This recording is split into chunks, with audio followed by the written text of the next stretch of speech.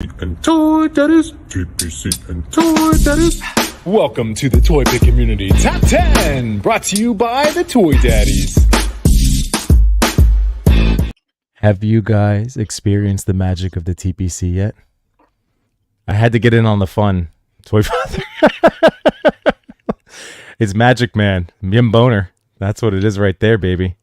Hey, what's going on, everybody? Welcome back to the TPC. It is the Toy Daddies here, live with you guys, with a very special guest tonight to bring you last week's top 10 amazing toy photography celebration. How you guys doing? Ready to rock and roll? Doing great. We were timely as usual. Hey, this is the earliest we started. Close to the time, even though we changed the time from 8:45 to 9 o'clock to hit that 9 o'clock mark. Yes. We are getting closer every week.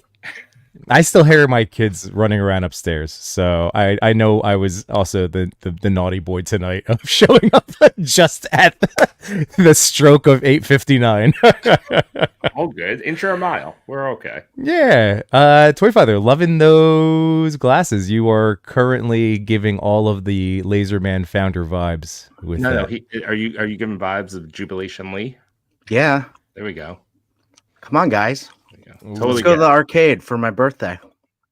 By the way, in case over the course of this evening, I always like to, unbox a toy to then talk about more on Sunday. I got my last remaining pile of loot in with Sentinel Noir, which I'm super excited about, but more excited for this PX edition Cyclops. Cyclops, nice. Which I literally remember bought just for the neck piece, because remember, everybody, check your toy batteries. Mm-hmm. But now I'm actually very excited to have this particular costume, but I'm not going to say why. Oh, well, okay. I mean, there's a flip and a trailer, so that's true. Know, that's true. It's okay. That's true. Spoilers. And yeah, I will say, can I just I've been working really hard on these new costumes for you guys. So this one involves some gum. And so backstage, I bought some Big League Chew, and I haven't had Big League Chew in a long time. So I put a wad way too big in my mouth, and I almost choked. So just wad. Here's a PSA. Check your batteries and also check your wad. No, check your wad. That's not a good PSA, people. You don't hashtag have to for tonight, guys. But Yimbo likes to open up toys. I opened up this guy just now, and holy jeez, this is a figure of the year right now. Oh my gosh! Over the Mezco Turtles. Come on. No, he's a solid 2. He's a solid 2. Number 2. He's a number 2. Well, you're only saying that because you don't have him right now. You don't have him right now. You go Leah. You go Raph. You go Donnie. Actually, do they count as 1, 2, 3, 4, or do they count as 1? No, just we can't get into that. One, it's 1. I gotta mentally prepare. But ultimately, everyone, it's Wednesday. We love Wednesday. We get to sharpen our axe. We get to talk with all the people in the chat, and most importantly, every once in a while, we get to talk with someone really cool, specifically in the toy community, sometimes elsewhere. But tonight we have a special guest on tonight. He's Mega J Retro, and if you are familiar with this channel, he talks a lot about Motu, and most recently, he helped launch the new brand, the new toy, your newest favorite toy, Flipor. So I think it's time we bring in our guest. What's up, Jay? Hey. How's it going, everybody? How you doing, man? I'm doing good. It's an early early stream for me, actually, when you think about it. I mean, usually I'm like at the crack of dawn. Everyone keeps telling me that it's an early morning stream. I'm like, what are you guys talking about? It's like midnight past. So I'm just kidding. I can stream anytime. So thank you guys for having me. It's a pleasure to be here. I talk about you guys all the time. I don't know if Chew ever says that, but I talk about all the Toy.Father and all you guys doing this amazing streams here. So yeah, guys, it's a lot of fun to finally be here. Yeah, I appreciate absolutely. I it. appreciate that every stream when I say hi, you plug us. It's like, oh, that's so nice. Yeah, I gotta represent the Toy Daddies. You know, like this is the place to be, man. This is the place to be. Hey, we try. We try. Wednesday nights are fun. It's a good night. Our boys, Between Two Sentinels, we're going live tonight with our buddy Agent Gomez at earlier tonight. So again, another fun stream to check out. And Jay, if you wanna kick things off with a little plug for yourself, by all means, my friends. Like in terms, I know you said you kind of go live whenever, but also like if you have any specific set things, all that good stuff. I don't usually plug myself. It's not one of those things I tend to do. But everyone it's just the normal thing to do, right? So yeah. You guys can always check me out on YouTube, Mega J Retro. I do a whole bunch of stuff, but basically I report on toy news. I also have a second channel called MJR Collector, where I visit places like Toys R Us, which mysteriously disappeared from the United States. I just try to have fun, you know what I mean? And I just really am appreciative of being part of the toy community. And of course, I am so enamored and I'm amazed by toy photography. So being here and, being part of the Toy Daddies, this is incredible. So for me, this is a huge treat. So thank you guys for having me. Absolutely. First of many. I've been following your channel for a number of years. Most frequently when I started following your channel, I feel sorry for you, Chewy. That you shouldn't have done that. Like it was around the time when the very topical. Our chat behaves all the time, so we're good. It was the HasLab Ghost Rider Hell Charger, and you had this awesome video. But for me, it felt good.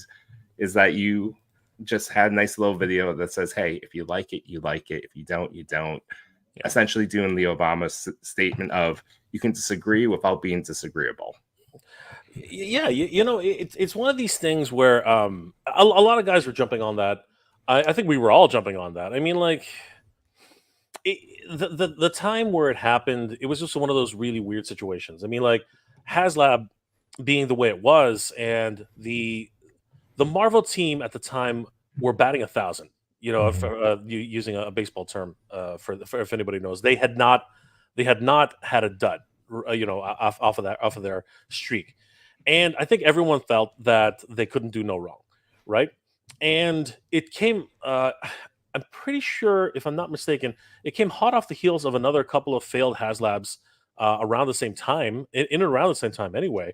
The Rancor and the Reva lightsaber. And it just seemed like one of those things you didn't want to crap on Hasbro at the time, but it was just so easy to do so. And I think everyone was taking that opportunity.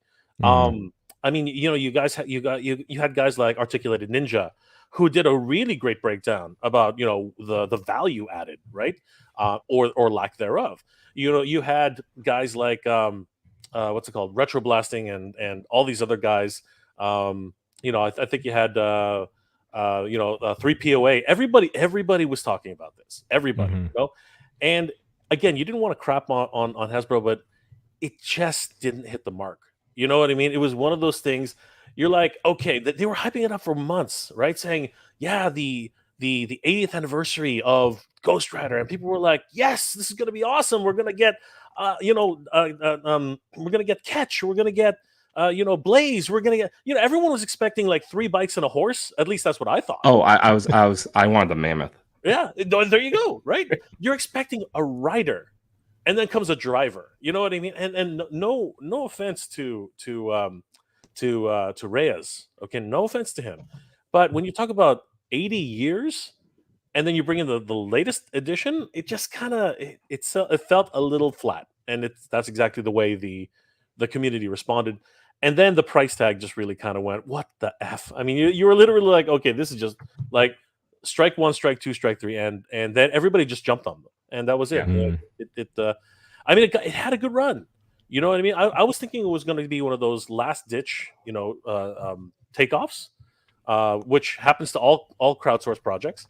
But you could tell a lot of the community was just upset, and there were moves. I felt that there were moves that the Hasbro. I'm going to say the Hasbro. I'm not going to say the Marvel team. I'm going to say the Hasbro team in general. I think there were certain moves that they were mandated to do that kind of upset some fans.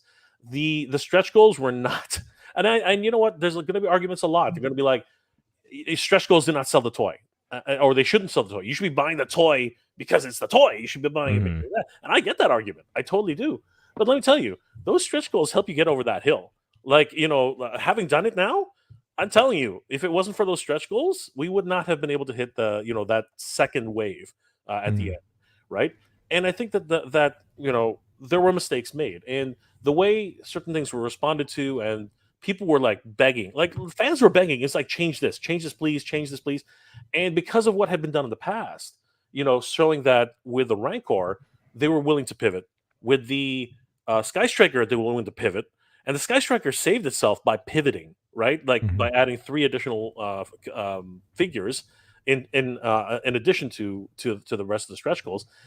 The Rancor tried to do it. They wouldn't do the one thing everybody wanted them to do, but they did at least put in the Rancor Keeper, right? But they wouldn't do that for Marvel Legends for whatever reason. We don't know why. That mystery will continue to fester, but it seemed like there was very little faith. And then they pivoted at the end, but they swapped Madeline Pryor for Mephisto, which was the wrong move. You know what I mean? Like, if you're going to get Mephisto, which makes sense for Ghost Rider, again, why is Madeline Pryor even in there? It was so weird. The campaign was just really, I don't think it was thought out as well as they'd hoped. And I think that they were hoping to bring in X-Men fans and then get that extra boost, but it just didn't work. Like, fans are fans. And the reason they're fans is because they know the stuff better than you do. Like, that's basically, you can't pull the wool over the eyes of fans. It's hard to do. It really is. But yeah, that was a great time. It really helped my channel to grow, and a lot of people's channels, like I know Articulated Ninja took off around that time. Like, people were really, really interested in everything he had to say about it. Why is this happening? Why are they doing it? But he also maintained at the same time, if you want it, go for it. Like, he doesn't like the His Tank, but go get it. It's a beautiful project. But he wasn't going to back it. Same thing with the Engine of Vengeance.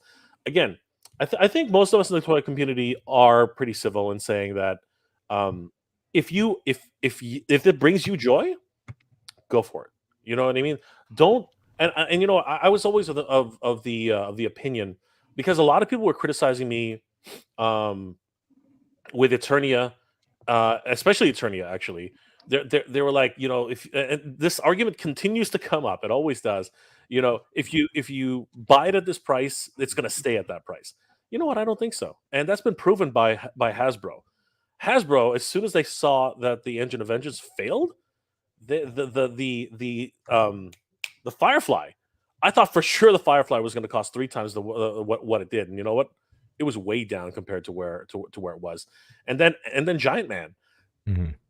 Speak with your wallets at the end of the day. And again, don't let anybody ever tell you, don't let anybody ever shame you into not wanting something that you want. If you want that thing, you go get it. If you can afford it, right? Yeah. That's the way it should be. No one should be shaming anybody to not get that stuff. Yeah, I think that's well said. I think in terms of how you stated your opinion and gave all the facts, I think all in all, like, as long as you like it, back it. Just that, I'm just not going to back it, right? I think around that time, a lot of the sentiment was very negative, and there were people on the other side of things that got very uncivil, and it got very toxic.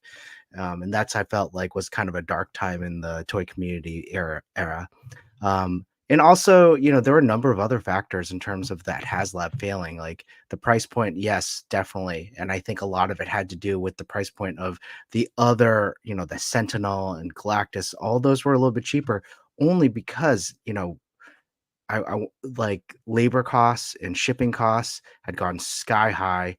And that price point for that Ghost Rider cars was going to be a little bit higher than the other ones.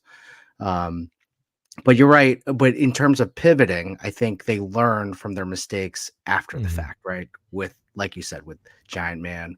And I'll be quite honest, like right now, I think Legends is kind of killing all their figures right now, especially with those X-Men waves, which I enjoy. Their head sculpts have been really fantastic. So all in all, like, they responded, I think. Yeah, and that was years ago, and as Chris said, like this, this is actually a great year for toys all around. Hasbro, or even when we look at things like Jada and their Street Fighter, even new lines like Flipor. And that actually brings me to a good question, Jay. Now that you've gone through this process, you've seen how a toy's made, you're behind the scenes, you're part of that small team that brought Flipper to life. Do you go down the toy aisles with different eyes? Do you see all of it and you're like, all right, I get it. I get why this is the way it is. So I already had a sort of a little background. I'm a graphic designer by trade, and I've worked in so many different industries. Way back in the day, I'll just bring this one up because I'm working on it right now. I used to work for sports companies for like creating That's medallions. awesome. Nice. Right? Oh, Yeah. cool. So I know something about the process of how things are manufactured, and I know about dyes. I know about what's it called, test shots. I know about a lot of things on that level. So I knew a little bit about how toys were already made, to an anecdotal sort of situation. So and I've obviously talked to people who are in this industry, so I sort of knew how much a die cost for a toy. And then when you think about the inner workings of the toy, how many pieces there are to it, I sort of already had that kind of that kind of working idea. So I always respected the struggle when it comes to making a toy. You know what I mean? And I really did understand, and I've talked about it multiple times on the stream, for like billion-dollar companies who make toys, and why it's so hard to create a toy that we want. The HasLabs, the reason they exist is because they really couldn't work in retail. Now, having gone through the whole process and actually understanding how it actually does work, and actually we're not done yet. We're right now, to share a little bit with you guys. We are actually in the process. The tooling just got struck, so we're starting to see a few test shots now. Well, not test shots yet, but we're seeing the dies, and it's fascinating. It's absolutely fascinating how things actually come together. But even at this stage, we realized something's missing, and all of a sudden we're like, oh crap! So now we're scrambling to get that finished before everything gets struck. And do I look at things differently now? Obviously, like outside looking in, heck yeah. I don't know if anybody does follow me on MGR Collector. I actually ran into shit. Now now that I'm here on the spot, I can't remember his name. One of the Marvel guys, I ran into him at Toying Around Con. Oh, And- Ryan Ting. Yeah, that's right. That's right, Ryan. See, again, just off the top, I'm really bad with the names, by the way, guys. But I just ran into remember the Ryan. picture with Toy Around you and Ryan. Yeah, exactly. I ran into Ryan at the show, and off camera we started talking, and it was funny because it was actually Kevin actually congratulated me, just much like the way you guys did, and said, congratulations on Flipor. And it shocked me that Ryan goes to me, "Oh, you worked on Flipor." I was like, "Wait a second, you know what Flipor is?" And he's like, "Yeah, congratulations on 200K." And I was like, "Oh crap!" And it was that moment where you're sitting there like, does anybody else know what we're doing? Like, you start realizing that the industry is really, really small, and word gets around very, very quickly. So I was like, okay, apparently Hasbro knows what we're doing. So then we started talking, and it was that moment where Ryan was like, at one point Ryan was like, well, you're outside looking in now, and you know what it's like. So welcome. Basically, it's only going to get more difficult now than it is for like when you start delivering. When you start delivering, then things are going to really ramp up, because obviously with Hasbro and HasLab, he's had to deal with the brunt of it, right? He's the face forward, right, of the company in terms of that. So whenever crap hits the fan, the fans will always crap on him, right? And that's probably what's going to start happening when we start delivering. So yeah, I'm totally aware of and it's happening now. We just opened up our backer kit, and if anybody didn't get in on, I might as well plug this now. If anybody didn't get in on Flipor, now's your chance. We actually have a pre-order store on backer kit, and you can just head over to Flipor on Kickstarter. There's a pre-order button right there, and you can pick up any of the figures we offered at during the campaign. They do not include the final stretch goals, though. Those were specifically for Kickstarter backers. Oh, But really? everything else, right? The Flipboard, Flaker, the Flipbots, Catcha, man, those Catchas, we knew that they were special, but people love those little guys. We are so surprised at how that came together. That was just absolutely bonkers. But yeah, huge support, a huge thanks to everybody who supported us during the campaign. And outside looking in, yeah, whenever I walk down the toy aisle now, I kind of, if going back to Chewy, what you were saying, if I start looking at a toy, I'm like, oh wow, that's cool how they did that, and yeah, I do sort of look at that sort of now instead of before where I'm like, oh, that's cool, I can bend it this way. No, now I'm like, wow, they decided to make that decision, and oh, that's pretty cool, and so yeah, there is that portion of it. So just kind of all out Yeah. there now. Yeah. Well, Jay, My eyes are open. like we just mentioning that the charger, like I would like to think, and I know at least within our toy circles and this wonderful community, and again we're gonna get to say hi to the chat in a little bit, just because again we appreciate you guys hanging out with us this evening. I would like to think that we're at a point where the majority now understands that there are real people that are putting their blood, sweat, and tears into these products. Like one of the guys I talked to is Wade on Parallel Universe and Odious, and just trying to let him know that, hey, like we're here excited for this. Like we're not going to be like, I think hopefully the time of personal attacks about toys have come to an end where we could still be constructively critical without being again, toxic or, just mean spirited about it. So hopefully you don't end up facing any of that, because I mean, again, for all things considered, this looks like a really amazing campaign. Again, congratulations, dude. It's spectacular. You and Mad Hatter, man, like it's awesome. It's so great. I'm super happy I backed during the first 10 days. I got the flip off fingers. Because then, I finally have a very funny He-Man going forward, whenever that drops. You know what? It's one of those things. You're always going to get your haters, so me. It's funny how Hatter and I, how we got, like, this project's actually what introduced us to each other.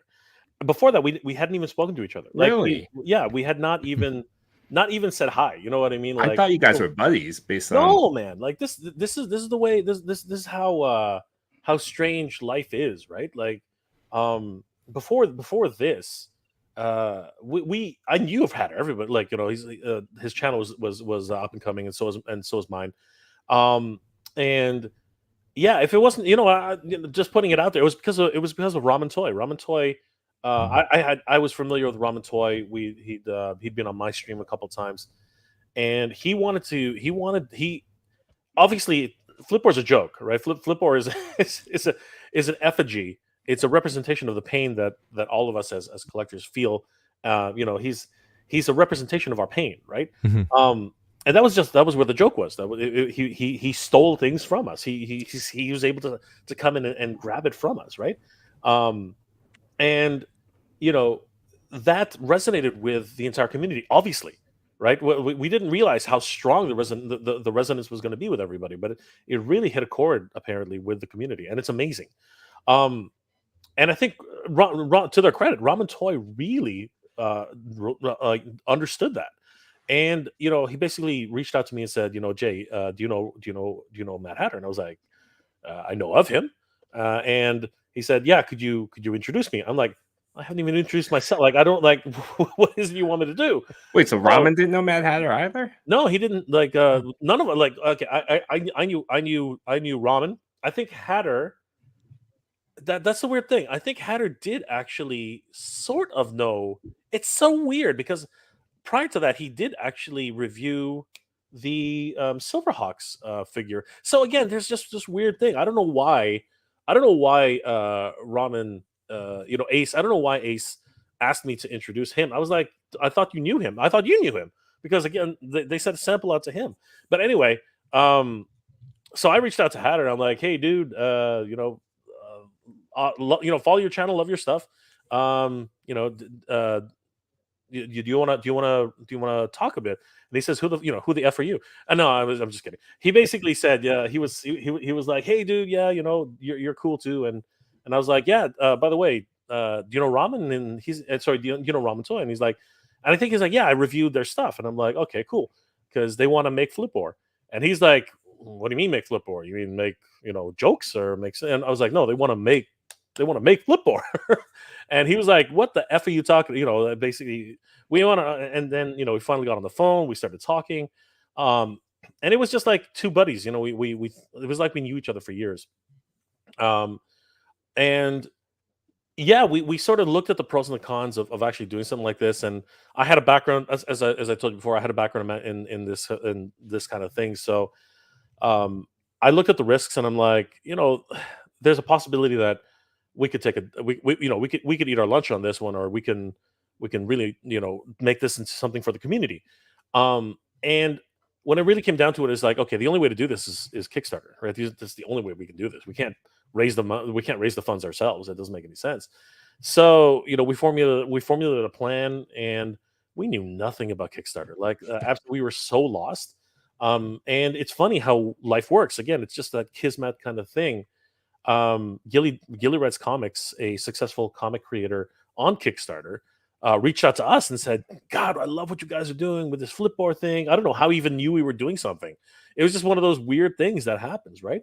And he said, I'd love to give you guys a hand. And he climbed on board. We didn't know anybody who was doing 3D renderings, and all of a sudden, one of the community members of Geek Dad Life, he sent something over to Jay over there. And Jay said, you guys got to check this out, because we sort of talked to Jay about it, and he sent us this full, like a statuette of essentially what Flipboard was. And we were looking at this like, what the hell? Where did this come from? And we lost our minds around that time. And basically, we added team members as they were needed, and this small little group of misfits actually came together. And but it wasn't an easy road. We were thinking originally that we would actually launch this in like 3 months. That was the thought process. A year and a bit later, that's when we finally, got the gumption to actually do it. But there was a lot of tribulations that got to there, because we're all part timers in this, right? We're none of us, we all work for a living, right? Mm-hmm. There's a hobby essentially, Yeah. right? So time was spent over the weekends trying to get things done.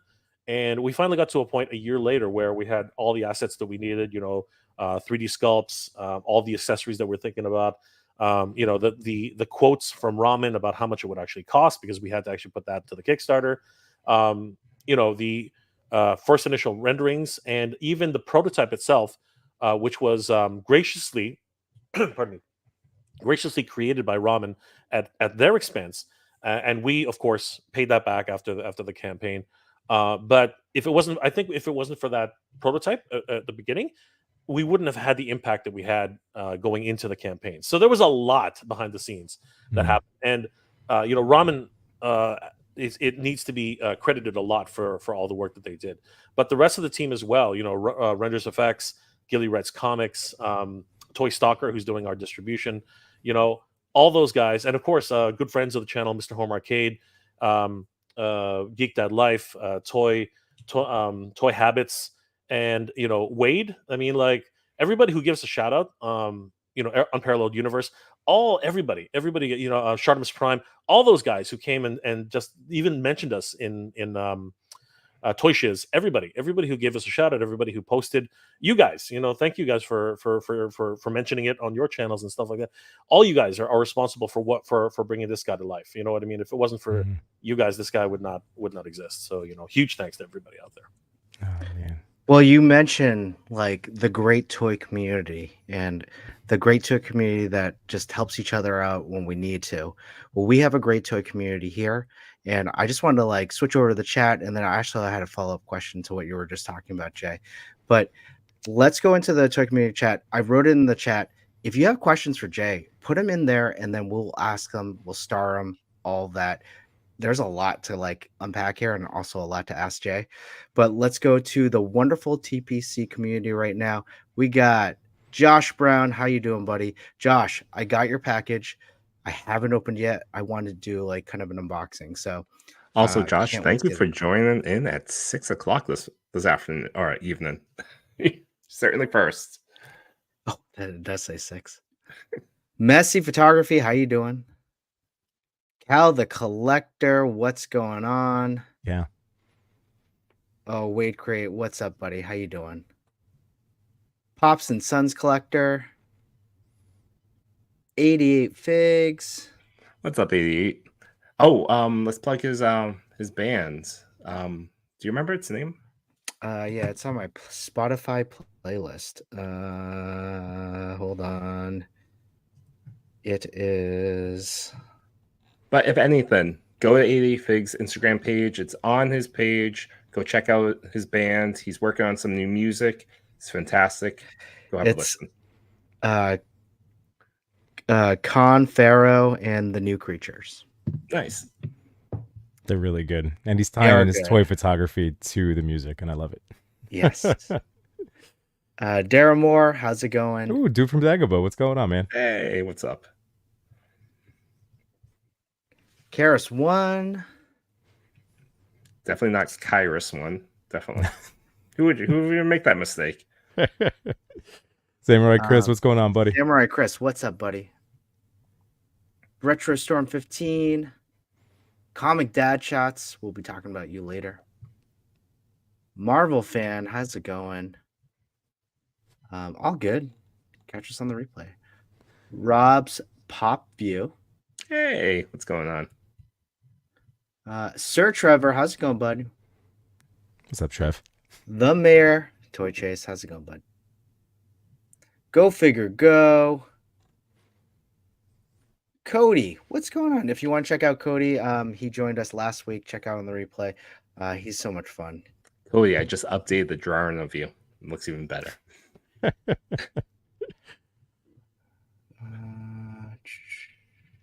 And I think, Unworthy Collector, what's up? What's up, a Kev? fellow at the bottom. Unworthy Collector, one half of a Worthy Addiction podcast with our friend and ToyX17. You can catch them tomorrow night at 9:00 on their YouTube channel. Unworthy. You can have some of these glasses. Diggs Figs, what's up, buddy? How you doing? Finn Cobb, what's going on, bud? RRR, Random Rick Reviews. Oh, that's a good And- question. Wait, hold on. Go back. Go ahead. If you had to live in one animated universe as an everyday person, which one would it be? Ooh, Jay, you Jay, got you one? want to take that one? You got an Is that for animated me? universe? Great, we'll spring it on you first. You go first. You're the guest. So Triple R there.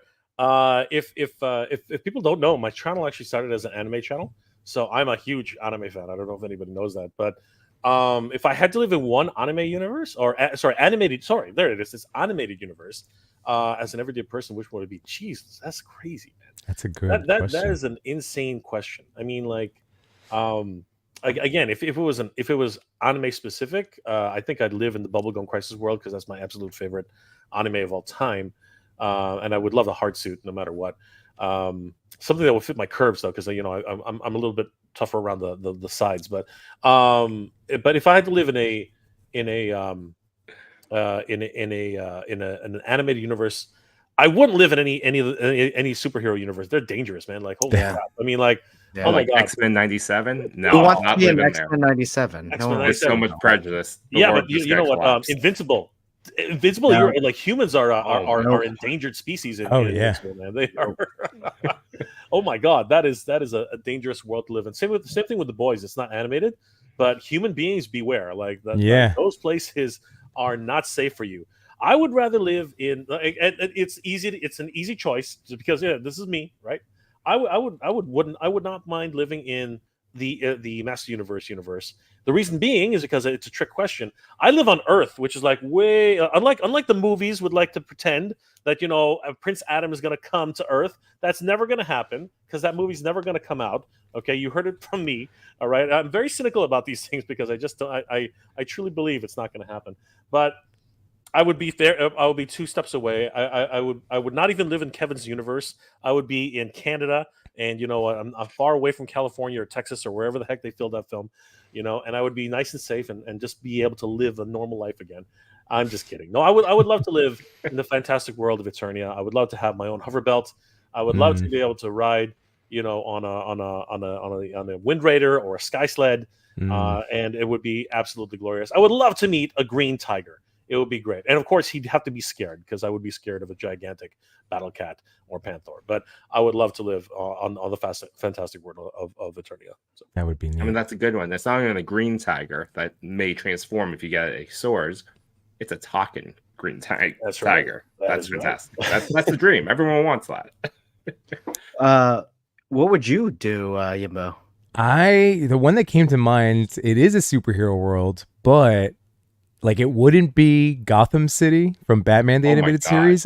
No, because that's no. Wouldn't. But I'm thinking Metropolis from Superman the Animated Series because yes, there's still some. I don't know. I just feel like the people are protected a little bit better. Yeah, you're right. They keep out those Gotham people. That's the blue boys. The blue Boy Scout would definitely be there for you. Right? Yeah, and you still have some of those nicer. It was very bright, very at the time. Like I just finished actually reading Superman Beyond, and that was fascinating. That was really cool to see what Metropolis turned into in that like with Batman Beyond and that whole thing. But I gotta read that one. Yeah, it was good. It was good. So, in that animated series, it's just everything is sunny and clean and wonderful and, some modern technologies and, it doesn't seem like buildings are falling and people are devastated. So... Chris, how about you? Oh, you go first. Okay. I have one in one world only because as a little kid, when I watched this cartoon, I've always wanted to try this one food in this world. It would be called the Super Mario World, cartoon. And there was one episode where King Koopa was serving up egg Scoopa Koopa. And everyone was loving it. Everyone was loving it. And I always wanted to try egg Scoopa Koopa. All right, that's fair. That's what my son got really into that old episode on Freeview or Freebie on Prime. I was like, "Oh, you like Super Mario? Let's watch some of these old." Some of them was a trip. I have to imagine someone's developed food of King Scoopa Koopa. I mean, basically, it was like probably an egg McMuffin. Oh, there you go. Your dream could be like a reality very quickly. I do pretend sometimes if I get an egg McMuffin, that's an egg Scoopa Koopa, and I think that's probably the closest thing we'll get. I think for me, definitely, off the heels of X-Men 97, I want the exact opposite of that life. I'm probably gonna pick some Disney like universe, like Winnie the Pooh's 100 Acre Woods, and just so chill. Chill. Just relax. Enjoy yourself. Get some honey. That's all. That's a good one. That's a good one. Great question. By the way, Toyetic 40s is in the house. What's going on? Same thing with Ender Shadow. How you guys doing? And I just saw that because you had started off a great question for Jay from Wade Create. So if you want to fire away there, I love it. All right, so I'll read it.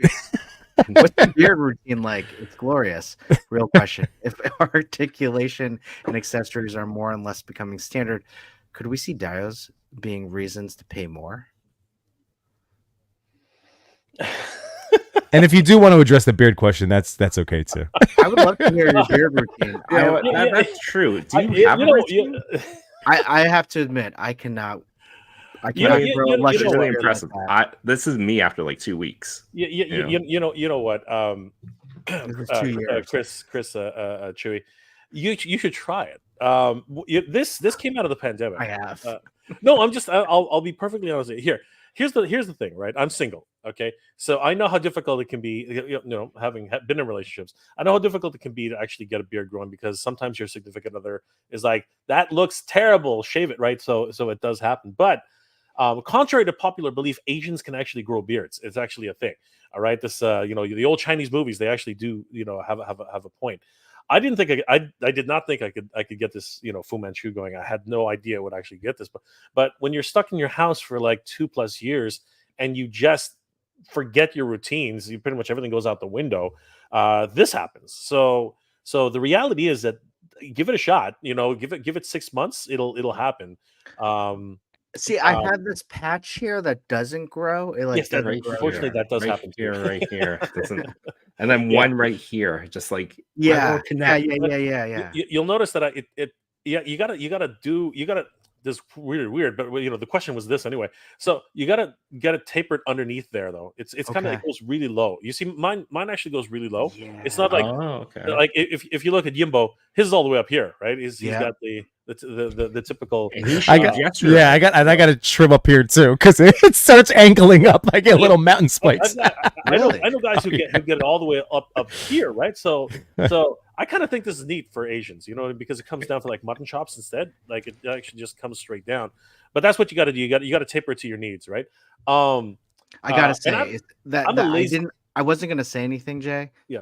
But man, I was super impressed. That beard, I'm like, my God. I was not bad. impressed myself. I was impressed. I'm not gonna lie. I was impressed myself. I'm like, how the hell? Where did this come from? Like, I- but it's getting out of control again. It's like forget about the toy channel. Just talk about your beards. No, it's gorgeous. Well, I want to throw in too because we are Where's guys head that sculpt? we are big believers in, like especially in when it comes to men. Sometimes we do not compliment each other as vocally as as we can. We just don't.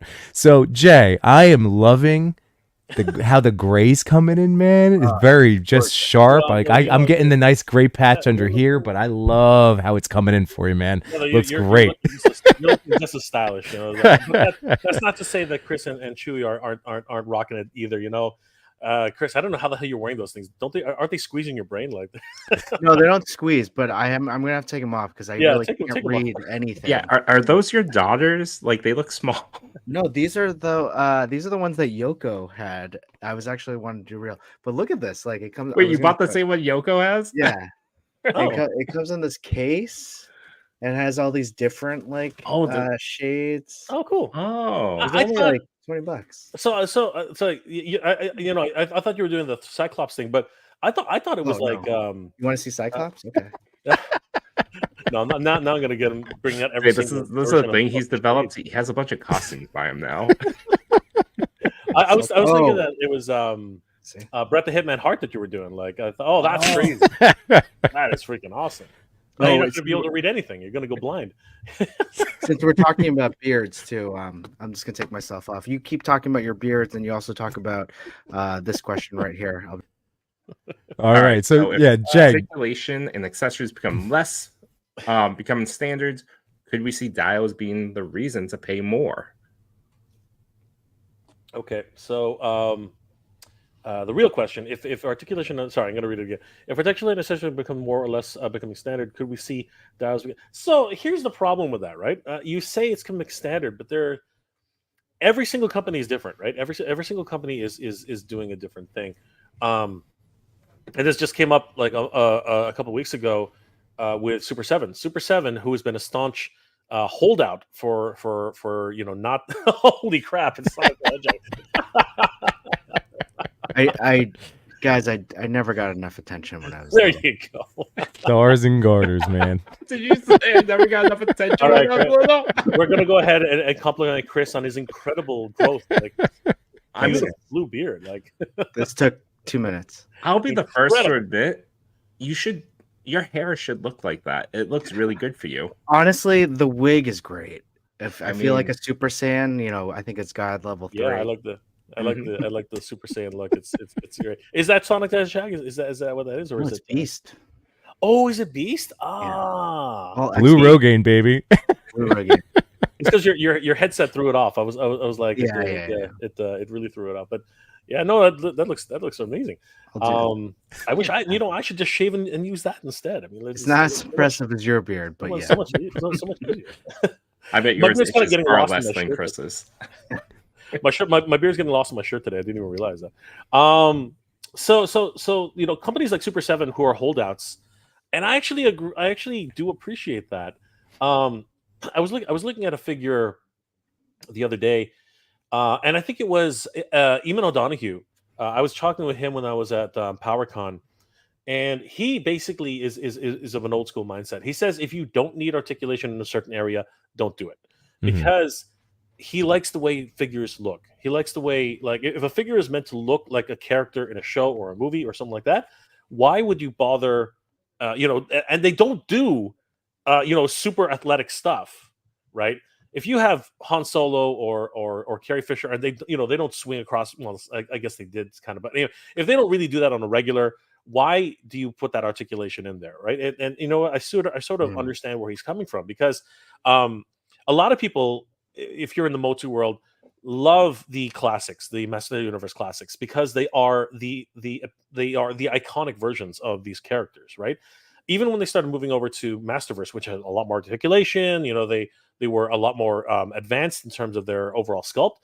There was like a lot of people like, no, I don't like these versions, right? For whatever reason. And one of the reasons that comes down to is sculpt, right? The look of the character. And that's, I think, what Brian Flynn and a lot of people at Super 7 have been saying, that that aesthetic is everything for them, right?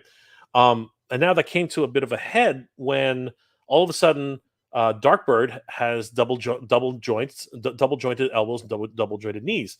People recognize that very quickly, and now they're talking about the new Super 2012 Turtles, 2003. 2013 Turtles, whatever, was one of those two.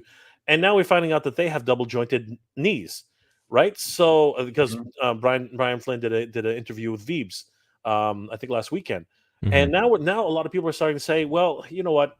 Are all your figures going to go double jointed now? Because all of a sudden now that doesn't fit with the rest of my collection, right? So there's a lot of people saying that that everything's coming up to the same standard, and that's not untrue. But I was looking at a Wonder Woman figure the other day, and she has from McFarlane, and she has like it might have been McFarlane, it might have been SH Figure Arts or something, but or it might have been 1/12.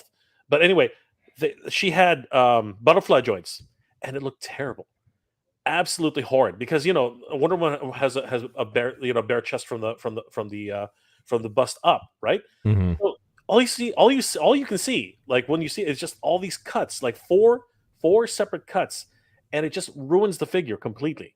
And does she really need to do that? I mean, in some argument, yes, because she picks things up, she throws her lariat, all this kind of things. But sometimes you just want a really good looking figure, right? And with toy photography, you can use Photoshop and trickery to get that little bit of an extra push on a shoulder or something like that, right?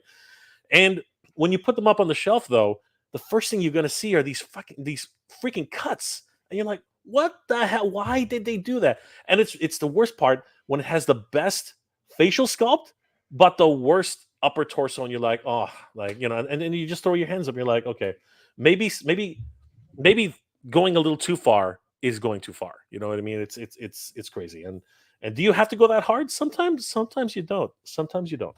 Yeah, I'm definitely. I think we're all like believers in like it's figure specific, it's character specific, and yeah, it's definitely design choices and like the Power Princess. Sorry, Dix Figs, because I know he's looking for, but the Power Princess like came out great in Legends form, right? Like, but again, like then you have other versions of like Wonder Woman that definitely are questionable. I mean, everything you were saying, Jay, like speaks to me. It could be because we both have luscious beards, but most of the point of it is that like I am all about sculpt first, and articulation can sometimes take a backseat for me as long as the sculpt looks fantastic. But sometimes I do feel like making those pointless butterfly joints or whatever on a figure just to have them does take away from the fine sculpt that it should be. So I think there's the balance. I think there's room for both. There should be a balance, yeah. But I suppose my preference this year, and it started last year with Revoltech and Amazing Yamaguchi, I do enjoy that over articulation to the point where there's not much more that they can give you in joints and options like that. So. But again, that's why I this don't is have Wonder Woman. So but we are in a wonderful like renaissance of toys, and we've been that way for years now, and it's so wonderful because there is something out there for everyone, and like Revoltech is not always going to be for everyone. Like I'm somebody that enjoys a lot of them, and again, a lot of, like you said, Jay, like photo trickery, angles, things like that to cover up, but other people just cannot handle like the ball joints at all. They'll look like and just reject them completely. Even Cody in that comment, like, his last comment said, articulation for articulation's sake is silly. Like people wanting turtles to have ab crunch in their shell, or for version 1, what is that, 1 cave Iron Man to have good articulation. It makes no sense. Yeah, like it's true. Again, character specific.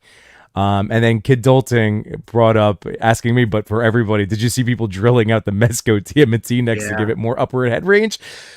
I can't. And same thing with the ankles. You can kind of carve out, so some minor little tweaks here and there. But no, I haven't touched any of that stuff yet at all. Jay, do you a quick tangent? Do you ever customize or tweak or modify figures that you own? I am my artist days are gone. Those days will never come back. But I am a huge fan of not just a huge fan, but I absolutely 100% respect and absolutely am in awe of sculptors who customizers who come to the rescue, because anybody who's a Master Universe Classics fan, Club Grayskull fan, knows just how terrible some of their sculpts at the end of it finally ended up being, and Tila being one of the absolute worst offenders of that. So if anybody has a Tila from Club Grayskull, you'll know just how bad the character's face is. And the first one who I saw actually made a really good sculpt of Tila's face was he's working for NECA now, and he was a customizer for years. And I'm ashamed of myself again because I keep drawing blanks whenever I need to bring somebody's name up. He recently worked on April O'Neil for the re-release. As a matter of fact, I think I have her. You know what? Just give me 1 second, because I do have her box right over here.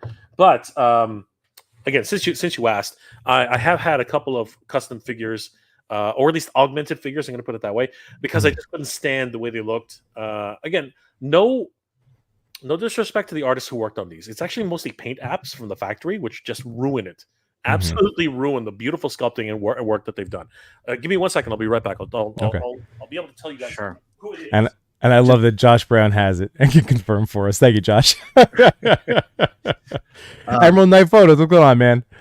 Unworthy says hands down he would live in the Rick and Morty universe. Ooh, that's a good one. That's a tough one to be in. Wow.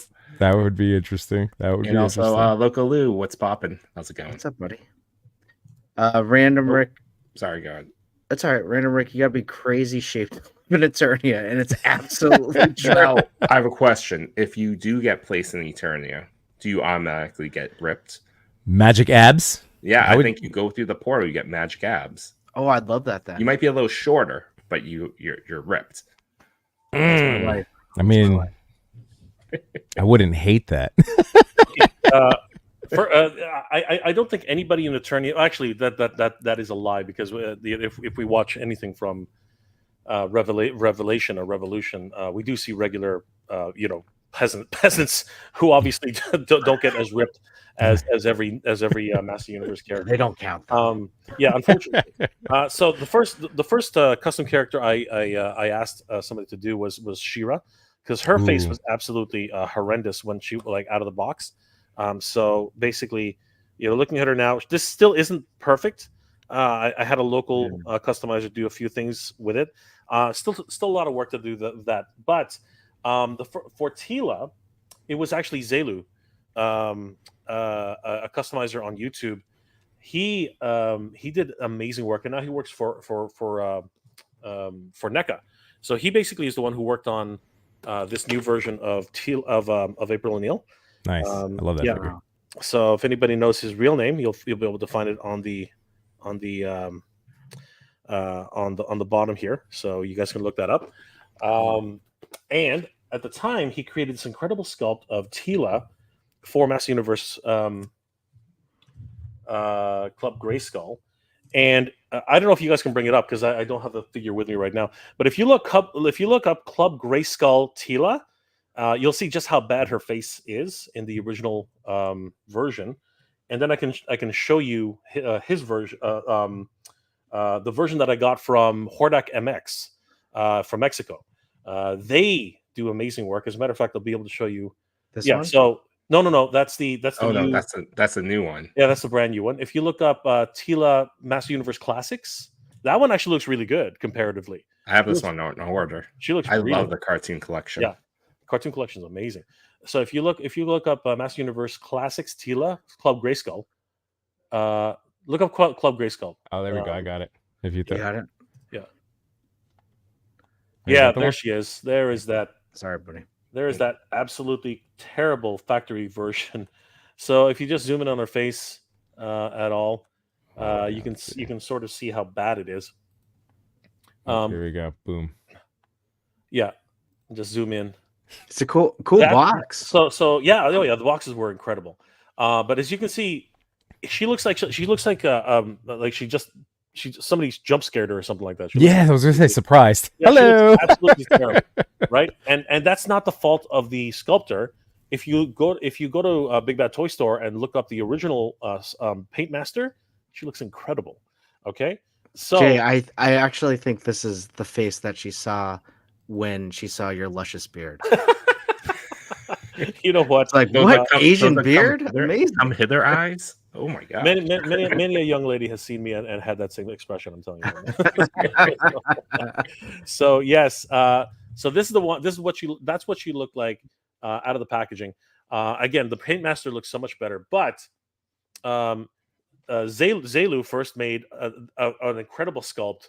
If anybody has a chance to take a look at her, and then this one was actually created, I believe, based on Zelu's original sculpt, and this was from Hordak MX, and I think you guys will agree, this one is absolutely stellar in comparison. I mean, this one, she looks Wow. Yeah. Look at the absolutely details on that. The color yeah. top. just beautiful. Yeah, that looks good. Yeah, in terms of its overall design, like I wish I could tilt it properly. There she is, right? She looks absolutely stunning, and of course, it goes out of focus now. There we go. No, it's good. You're good. Absolutely crazy. So yeah, and at $50, absolutely well worth it. You do wait a while, but again, well worth the wait. And on that same token, the sorceress also suffered from the much the same problems. So Zelu also offered a sorceress, and that's what she ended up looking like. And again, she's Oh wow, look at that one. she's beautiful. Again, if I can focus, damn it. There it is. Oh, there you There it go. is. Nice. Oh, that looks good. Oh yeah, she's incredible. Again, if you want to look up the sorceress, she's even worse. she's even worse. Yeah. So yes, I will definitely 100%, especially if it warrants it, spend the extra $50 for another head, because well worth the investment, 100%. And one of these days I'll be able to crack these open and actually put them on top. But for now, they're all going on the shelf present. Well, Jay, I'm really glad that you kind of like said your piece with, oh wow, Yeah, pretty bad, right? There's a lack of detail I'm sensing. Yeah. Yikes. All All right, let's right. get that off the screen. Yeah. I don't know where Jay went, but Jay. Well, Yep. you talked about your journey about doing Kickstarter, making figures, knowing the process, your appreciation to customizers. I don't know if you know, but you're kind of in the midst of a customizer yourself, with the four of us, mainly myself. When I was little, I created a character named Laserman. And so he was basically Iron Man, kind of, but he has this big backstory. His name's Larry Laserman. He was the son of a wealthy dairy conglomerate. And he had this whole origin backstory about how he got this armor for Laserman. So 30 years later, I decided to make my own Laserman one rainy day. And I will tell you, I think it came out really well. So if you can, No.Chewing, can you just put a solo shot on me, please? There it is. So that's Laserman. He comes with a gallery of rogues, and I think you'll appreciate it. This one is Reflection. We have another guy named Shitstorm. Fecal Matter. Fecal matter. It's Shitstorm. more PC. Yeah, more PC. We had, I love the TPC because they do. Sorry, guys. The fans really love Laserman. So Wade Create made this guy for me. He's another Laserman. Amazing. Put the origin story behind it and everything. We have some more characters. Diggs Figs made Sputterman. He's a character that throws potatoes. Of course. We have his arch nemesis, best friend turned bad guy, Mooterin. And then I think this one will really speak to you since you love Motu. We have Heyman. So, just a gallery of rogues. Someday maybe a Kickstarter. We'll see. I love it. I love it. If I start the Kickstarter, I'll probably get sued. But yeah, Chris, if you're serious about that, if you are serious about these characters, obviously they can't look exactly like that. I think you'll get a C&D pretty quick. Yeah. But if they're within the realm, you know what I mean, like close enough. I mean, like we can definitely something can happen. I mean, like it's 100% if that's your dream. So I love this. One thing. One thing I wanted to if I had a message to anybody about Kickstarter and customizing and figuring out your own dream projects is fucking do it. You know what I mean? Like don't let anybody tell you it's impossible. Don't let anybody tell you that's not going to work. Don't let anybody tell you you're crazy. Fucking do it. Like, sorry, I don't know if we can swear on this. We're not monetized yet. You got okay, cool. Okay. So you should. Honestly, I think the whole our community is so fantastic. Like every year, every stream, there's a new villain that they're telling me to pitch, and I'll put it in my notes. I forgot to mention this one. This one is one of the newest creations, which I'm really excited for. Yimboner. There's Yimbo. There's so no cool. C&D for Yimboner, I gotta tell you. Yeah. Every day is an arm day. You know what though, and this is how the tick got started.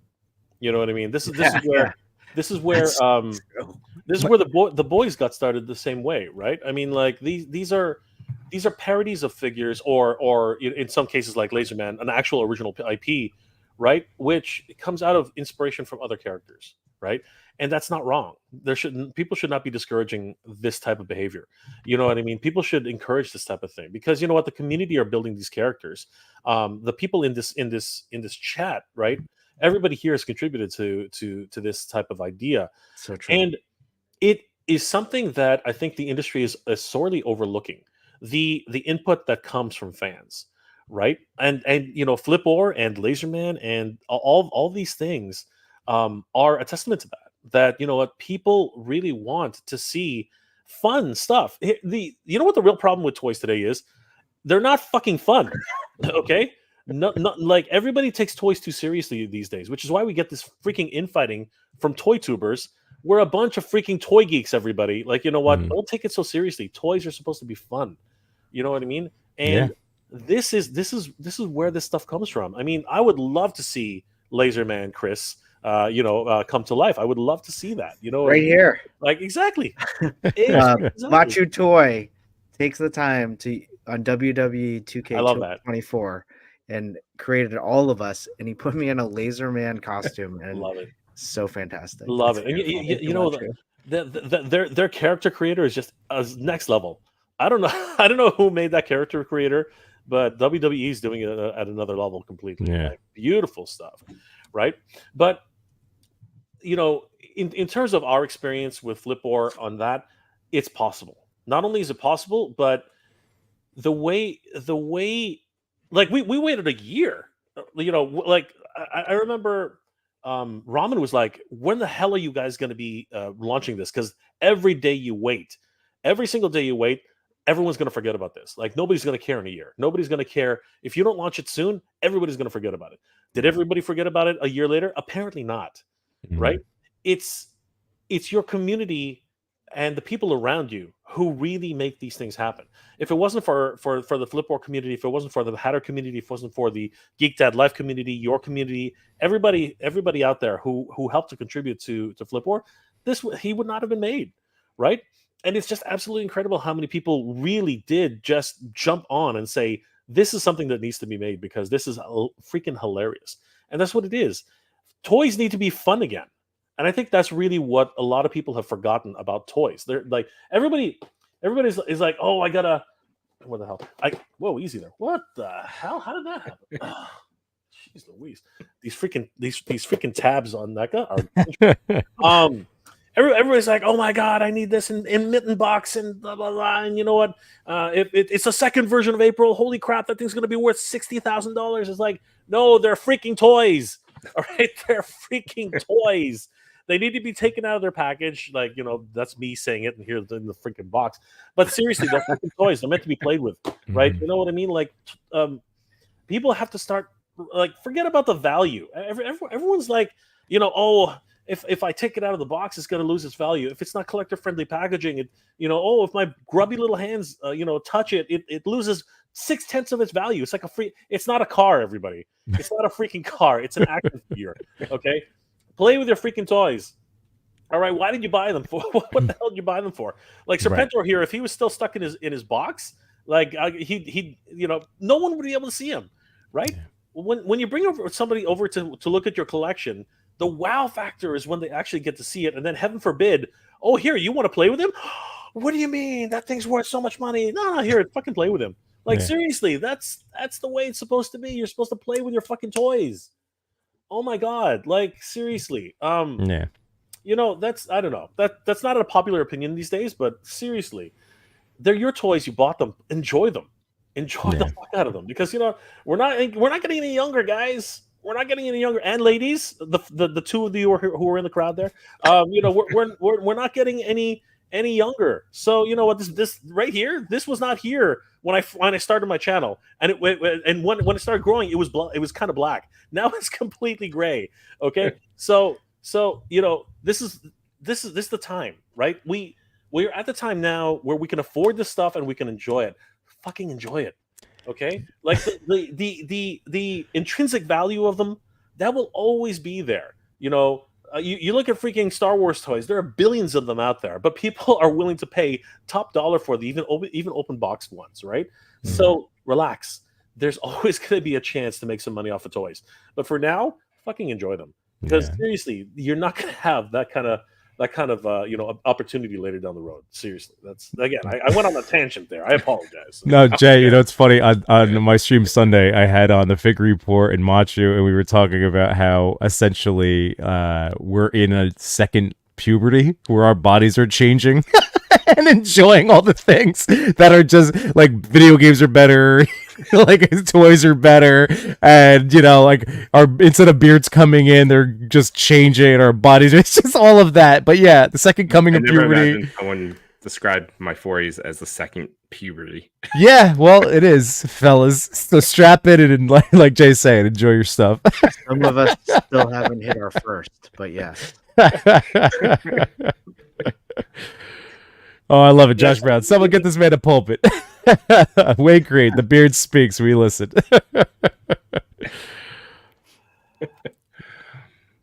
We really aren't getting any younger, guys. And you know what? We are, as you guys said, in a toy renaissance. I mean, like the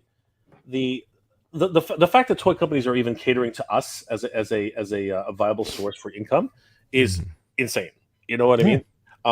I think a lot of people do say, "Oh, toys are for adults now because no kids play with toys." First of all, that's a lie. That's a lie. Mattel and Hasbro cannot sustain themselves on adult collectors. It's impossible. There aren't enough of us. Okay, I said this. I think Chew, you might have heard me say this. I dare you, everybody here, everybody in the chat, everybody in this picture, everybody out there who's a toy collector, I dare you. I will give you $100 to do this. Walk across the street. No, grab your favorite figures, any of them. Okay, like Master Universe, G.I. Joe. Grab your favorite characters and grab 2 sets of them. Okay, walk across to your neighbor's house, knock on the door, and ask the man of the house or even the lady of the house, "Hey, check it out. Do you want to play G.I. Joe with me?" see the reaction that you get. I guarantee you they're going to look at you strange. Or you're going to get the completely opposite reaction, which is going to be amazing, and they invite you in to start playing with their toys, which would be a little bit weird in and of itself. But anyway, basically, No, trust Jay, me. I've been saying weird because Yimbo has a neighbor that he's like toy friends with. Oh yeah, no, I got him into toy photography when I first moved in. I was like, I had 300 followers, and I'm like, hey man, it was just like meeting, and they're like, oh, you have kids the same age, they're doing that stuff. But then it's like, oh, and I do this thing. It's called toy photography, and then like now he does it, and it's just been awesome. And now we go on toy hunts and all the visualize it differently because I've heard you tell the story before. But I assume you're like next door neighbors, and you're just on the grass playing with toys, on like having like sitting on a blanket, and then he just comes walking by, and you're just like, hey, do you want to play toys with me?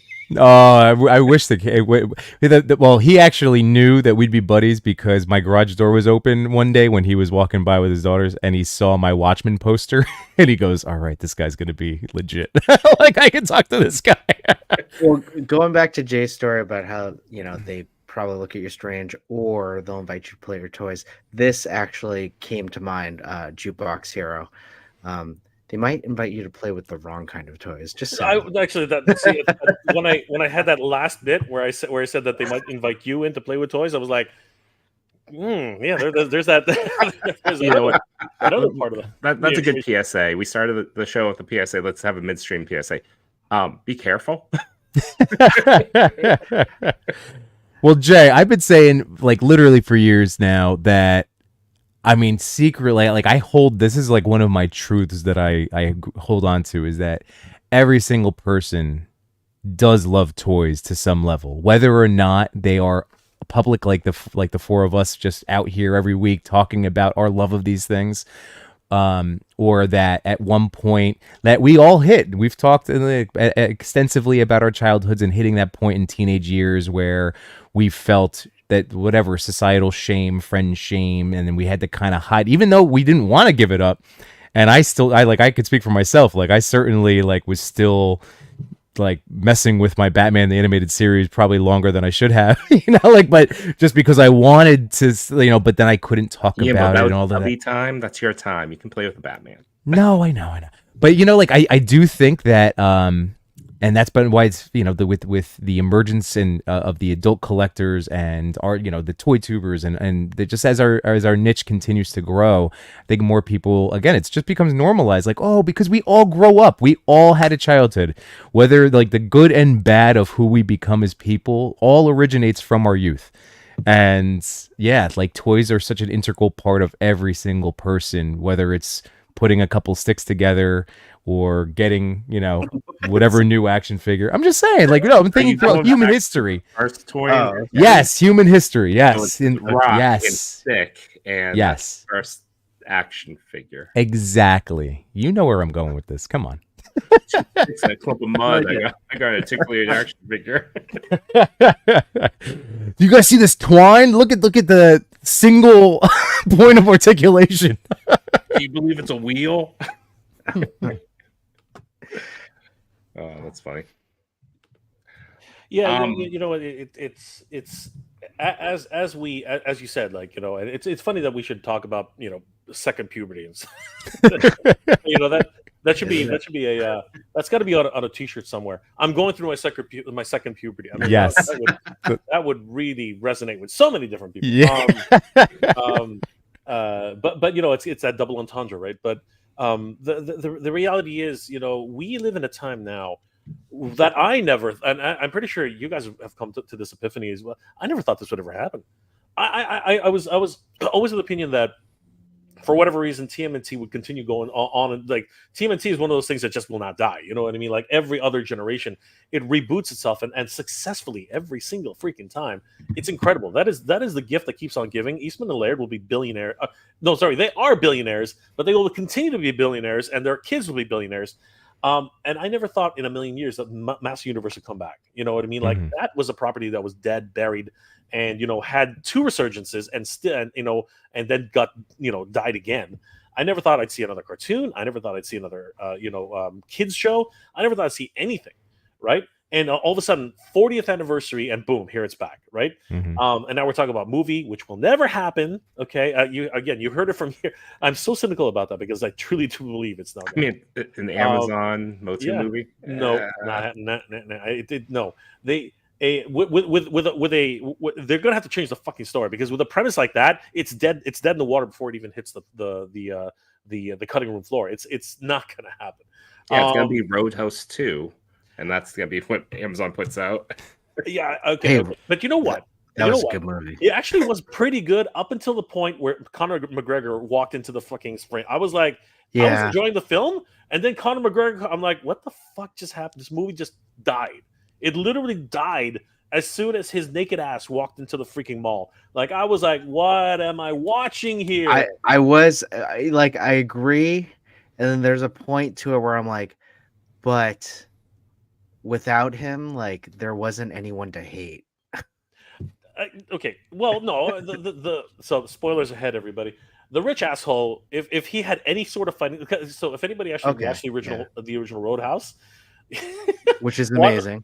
It's 80s amazing. Yeah. It is such an 80s film. It's such a period piece and it's so cheesy, just like Master Universe. Yes. That if you love it, you're gonna fucking love it. If you watch it and you didn't like it, you're never gonna love it. Okay, it's those two. There's no kind of like Big Trouble in Little China. It's a polarizing thing, right? Yeah, exactly. That's another one, right? It's a polarizing thing, right? But that's why these beef movies survive, right? They become cult classics, right? That's the whole point of these movies, right? And people discover them generations later, and they're like, "Holy shit, this thing's the best ever," right? Freaking Dalton. I actually know a guy named Dalton, and the moment I found out about him, like the moment he told me, "Yeah, my name's Dalton," I was on the floor. I was like, "Dude, do you know who you are?" And he's like, "Yeah, I know Dalton." And he's heard it from here till Helsinki. You know what I mean? But the point is, it resonates again. It's just this crazy thing where fans they connect with each other, right? And I said, "Man, your parents didn't like you much." And they're like, "No, they did not." Because again, that kind of name, it only comes from one place. You know what I mean? Anyway, just a side story. I remember I went bowling one time, and there was a guy next to me, and he like couldn't wait to tell me this, but he's like, "Yeah, my name's Clark." I'm like, "Oh, cool." And literally, that's all he said to me. He's like, "My name's Clark," and then I'm like, "Oh, that's a great name." And he goes, "My last name's Kent." Oh, and I was like, "Oh," and we all knew, everyone knows Clark Kent, and then I didn't say anything, and he goes, like Clark Kent, Superman. I'm like, "Yes, I do know that." Yeah, you didn't have to explain it, but yes, I do. That's a great name. Oh my gosh! And again, it's one of those things. You're like, your parents were punishing you that day. Yeah. What was it there? You know what's really funny about that story, Chris, is that you have two stories where someone comes up to you and tells you their name, and you have this awkward encounter with them. Hey, man. Yeah, Laser. I just want to give a shout out to John. Hey, what's going on, Emerald Knight? Good to see you, brother. Man. John's a huge supporter of the channel, of course. Amazing toy photographer in his own right. Yep. So always great to see John. And Brick Something is in the house too. I saw him earlier. Yeah, man. Great to see Brick. I'll do a shameless plug for Brick. I'll be on his show on Sunday night. All right. Sweet. And Emerald Knight also has a podcast himself, Geeked Out Clicks, on Tuesday nights. He does. And love the community here. You guys. I don't know if you saw Machi Toy jumping in, talking about eating peanut butter and jelly sandwiches, listening to opening toys, and having his joint pain in second puberty. I mean, that's the definition, right? Second puberty is that. Or like, you know what? The funniest thing, again, from a few weeks ago when I had Cody Too Much New Toys on my stream, when he coined mint in casket. Do you want to play with your toys, or do you want to die and be mint in casket? That is a good one, man. Right. That's a good one, but that's a good real one, man. Wow. That makes me feel bad. I just want to rip open boxes now. I'm like, no. Right? I'll fight you. Box Fest. I'm a graphic designer, so I love boxes. I love the box art. I love everything about them. And it's Do you it's keep it's them? it's so difficult to hold on to these things It is. because they just take up so much fucking room. But Mm. I can't let them go. Right? I open my toys, but I just can't. I can't. I have to keep the boxes. It's just a You failing keep of mine. all of your boxes? I try. I mean, like Wow. some of them have, had to be broken down, or sometimes I fold them. You end up breaking them down, folding them Yeah. up. That's what I try to do. But it's just an exercise of futility. Because eventually they're going to go. I know that. Favorite box art? They What's your, are. I what's just your love- favorite box? Well, first of all, I love these. You know what I mean? Like they look like VHS tapes. Like Yeah. Yeah. I love these things. Right. My favorite box art is still, I'm a sucker. I'm always a sucker for Motu. I love Motu. Like Mm. what they've collected all the artwork into like Dark Horse books. You know what I mean? Like it's absolutely crazy. And those were painted, by the way. If anybody doesn't know, from back in the 80s, those are all paintings, right? Wow. So think about that. Those are like works of actual freaking Yeah. art, Mhm. and somebody has them in their house. You know what I mean? It's crazy. Today, we take for granted a lot because the tools that we have today are digital, right? But I would love to see some amazing like for instance, okay, I don't know if you guys ever picked one up, but Eternity actually comes with this lenticular poster. It's just gorgeous. It Oh, wow. it actually has this light pattern that actually when you move it in certain directions, again, it's lenticular, so it actually shimmers, and it's just absolutely incredible. So yeah, Axel Jimenez, I keep screwing up. I can't pronounce his name properly, but he's an incredible artist. Eamon O'Donoghue, who's done a lot of the work for Masterverse, right? All these guys, supremely talented, right? So I try my best to keep whatever I can because they're again just beautiful works of art. Mhm. I'm a sucker for that stuff. My son's that way. I have a closet full of toy boxes.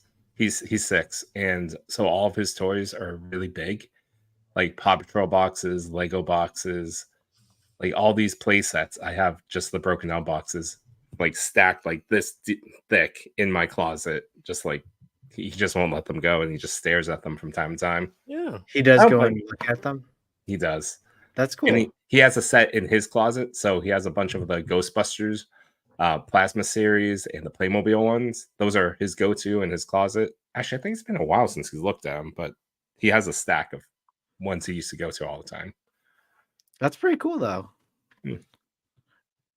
To admire the art at such a young age. Yeah. Yeah. Well, that's like Hold a on, Matthew has a good point. Tell the truth. That's not your son's box. Whatever, Machu.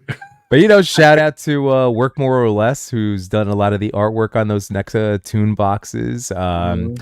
Harry Moore Design that does, I think, right? Harry Moore does He does the Legends ones. the Legends, like retro stuff. Looks, it's just gorgeous box art. I mean, yeah, I love keeping the retro box cards. Yeah. They're so easy to collect once you take off the blister. Mhm. The guy who did the Power Rangers comic book, who did the Power Rangers art, those were really good ones too. Oh, Tom Whalen? Yeah, he did the art for He the did the box box art, yeah. And he does like he's a poster artist. Yes. That's his trade, and so he's done like all the he's done everything.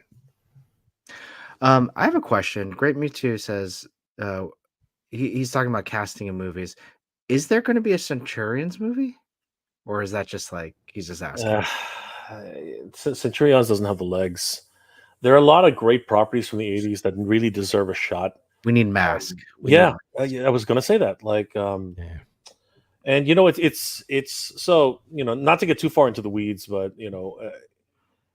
Hasbro's holding on to these great IPs and they won't license them out. And I know for a fact they won't license them out because Ramen has tried their best to license them. Do they have Mask? They do. They do. Yeah. Wow. Yeah. And Kenner, anything Kenner they own, right? They own all those IPs. Funnily enough, Centurions is actually technically not owned by Kenner. It's actually there's a weird rights thing going on with that. The original estate still has ownership of it, so they're not able. Like the last thing they did was a comic book a number of years ago, and it didn't really fly. That's the problem, right? it's an IP which really was ahead of its time, and still today, because of the popularity of Iron Man and so many different mecha series, it just needs the right team to really get on board and really get some sort of traction with it. I love Centurions. But as far as the movie is going, no, it doesn't have the legs. You would have to pitch it as a brand new original IP with sort of like Top Gun aesthetics. You know what I mean? To really just like shoot out of the gate as a brand new idea. You know what I mean? Where no one hears about it, no, and the rest of us just have a vague idea of what they're doing. Right? That I think could probably work. But it would have to be a funny Marvel type of movie with Ace McCloud being, like Star Lord or something like that. It would be some weird kind of hodgepodge of like different media. But Mask has a really good, the gimmicks, the freaking toy, the toy aspect of it, everything about it is just bang, bang, bang, bang, bang. Why is this property not going anywhere? Like, why aren't they doing anything with it? But you know what? It's the same argument. And here's the problem with that. I feel, and again, you guys tell me what you think. I feel it's the same problem that they have with owning Marvel. Sorry, not owning Marvel, but that Marvel is the problem, right? Marvel has a lot of room to move in lateral directions that would basically kill any other IP. And what I mean by that is, as I said, if you do Mask, it's very similar to the kind of idea that would be an Iron Man. You know what I mean? And actually, I'm an idiot. No, the Mask right now is happening, and we don't even realize it. Mask is actually happening right now. It's called Transformers G.I. Joe, right? Yeah. That is now Mask, right? That is basically essentially Mask, and that's why Mask will not come back, because Mask is basically G.I. Joe Transformers, all right? And it will cannibalize that market, right? Similar to the way Mattel actually owns Tyco, and that property was Dino Riders. Everybody and their father remembers Dino Riders, has really fond memories of Dino Riders. It was a freaking IP which is just magic. It will never come back because it will cannibalize into Jurassic Park, right? And there's the problem. These IPs are too good that they will destroy the current ecosystem that they built up, which are making billions, right? Yeah. And there's in my opinion, I think that's really where it all kind of like crashes down. I still think there's room for Mask, even with the G.I. Joes and the Transformers. I think there might be room for licensing, considering that Power Rangers is now licensed to Playmates. So I wonder if this will be a continuing trend. We'll see. Like, these smaller IPs go, oh, you'll give me like $20 to $50 million a year in royalties. All right, you can have this one. Yeah, I if there are a lot of Power Ranger fans out there, I think you'll agree. I don't think Hasbro really understood what they were doing when they bought any media over the past 10 years. I really don't think they understood how media works. I think they wanted to control it because, again, they realized that media is very intrinsically tied to toys, but I don't think they really had a grasp. And creating new departments just to run those things. I mean, where are they now, right? One Media was sold for less than half of what they bought it for, right? And now they're licensing out a massive property like Power Rangers, which should have been a no-brainer. Like, there are just so many mistakes that happen with Power Rangers. I don't know if you guys collect Power Rangers, but every single time they released a wave, mistake like paint app mistakes. There wasn't really so much to do with the sculpting. The sculpting was pretty much bang on, but the paint apps were just like every single time error, and they had running change after running change after running change. It was just a disaster, right?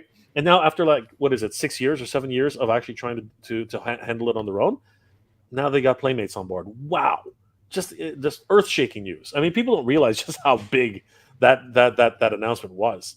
I mean, even last year, I was saying that hell froze over. Mattel and Hasbro are joining forces for like all their gaming brands, right? And what does that lead into later? Like, it's crazy. And then McFarlane is picking up all the other licenses, Transformers and G.I. Joe, to a smaller degree, Page Punchers, whatever. But that's the step into that next arena, right? It's getting crazy. And then O-Rings goes to Super 7. This has never 100% been heard of in the history of G.I. Joe. G.I. Joe was like lock, stock, and barrel. I mean, like, there should be no reason why they're licensing out properties like that. I mean, I get 3-0, 1/6 scale. You know what I mean? That to me makes sense. You know what I mean? Because they look amazing, right? Mhm. Mhm. But and then you got what is it? Zelu, or who's that does the 1/3 the 3 3/4 super articulated ones? They did the Oh, Haya, Haya. right? That's right, Yeah, Haya. yeah. Yeah, they got the GI Joe license too. But again, they're this small. They're super articulated, and their price point is just like a different level, right? So yeah, man. Like I never thought in a million years they'd like GI Joe Go, and look, it's all over the place now. I mean, Mezco too. Mezco has the Joe Yeah. license now too. Yeah, it's just insane how. But they're realizing that this brand has legs, and it can be, and people are just hungry for different takes on it, Yeah. right? And apparently, people are willing to spend hundreds of dollars on figures, right? Who Yeah. knew? Yeah. Right? I mean, we did. We True. do. $100 We a did. figure became a normal somehow. I blame Chris. It was his fault. It's so true. When You I got- first met you had your own lane. Yeah, I had my own lane. It was underneath $30 a figure, and then he got me a SH Figure Arts, and then it was Granted, when we first met, you showed me you got the Sentinel, and I was like, oh, we should go live with that. that's true. That's true. I came in with like a $400 toy. Yeah, you It did. was one, Still, it was a good one. and I have this guy hanging on my desk. Yeah. Are you liking him better now? I do, but top half yes, bottom half he's okay. Still now, yeah. It's just I need a little bit more movement. I get it. I get it. Especially with that figure that looks so It's nice. Wolverine, so I need him to move a little bit more. Mega J, like you really got me looking down the rabbit hole of the Robin toys, Thunderbird or the Gullwing. I thought you were saying you're really looking down the lane of being like, hey, Ramen Toys, have you heard about Laser Man? Hey, we got is Um, time. We got some time just- to do that. just so you know, Ramen is always looking for new IPs to work with. So if you have an original sketch for Laserman, you might want to pitch it to him. Like there is room there. Not to go down another rabbit hole, but there's there are things that can happen. There are things that can happen. There are things that can happen, Chris. I love it. And I would draw something for you, or it all figures would. Well, I was Yeah, about to say know. let's I mean, do you want a adequate drawing? Hi. You want a good drawing? Go see it all figures. Oh, come on. Don't sell yourself short.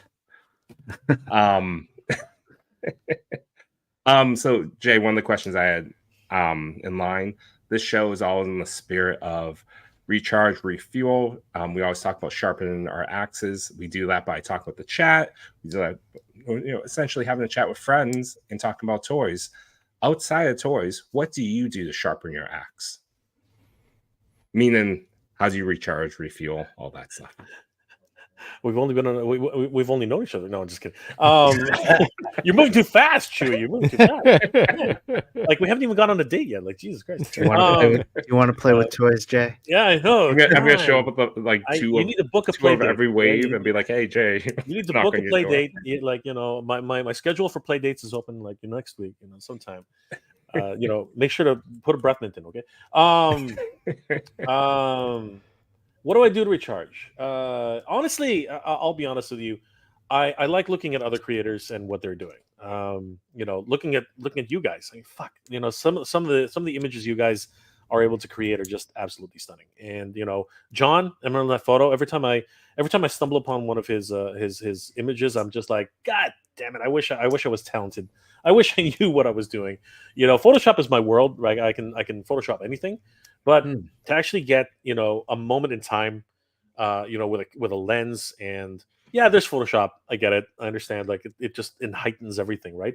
But in order to get those cast shadows and just the right mood in that one scene and the background that you created, it's not Chew your smoke effects like it's like the smoke just keeps like rah, I'm like what the hell? Like how do you do you like smoke? No, I know it's a smoke machine, but every time I keep seeing in my head a stogie, a huge freaking reefing every weekend.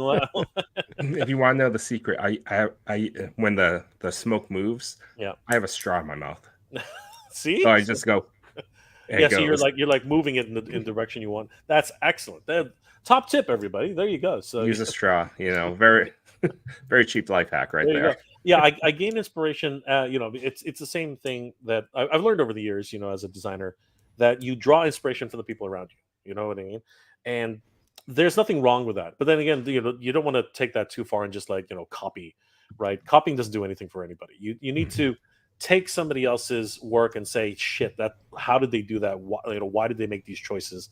And then grow from that, right?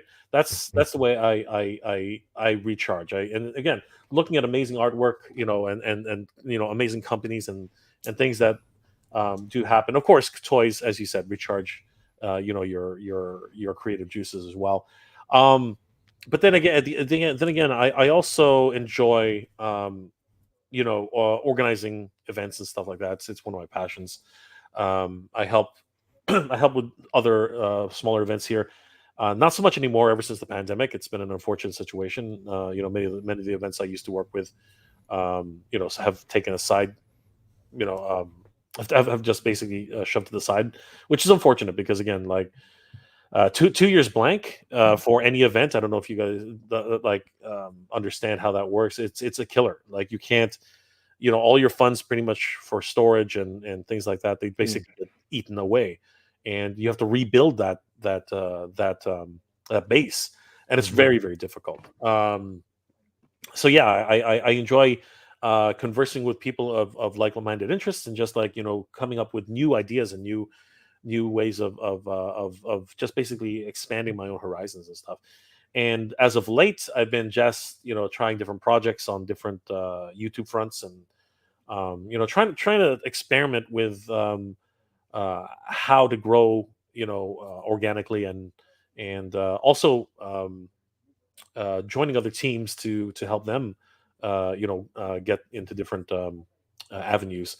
I don't know if you guys have heard of Delta 17. I should talk about them more often. They're a 3 3/4 inch O-ring figure line. Amazing. They're going to be at Joe Fest this year, where I'm going to be accompanying them, and I'm going to be pushing the shit out of that because it's a great line of action figure GI Joes, and it really does harken back to the days of being in that sandbox. You know what I mean? Like just looking at these guys, and of course I'm talking about them. Might as well show them. So yeah, these are incredible figures, bar none. Like seriously, if you are into old school, that's cool. Yeah, if you're into old school GI Joes, right? That is why won't you focus? Come on, Kestrel.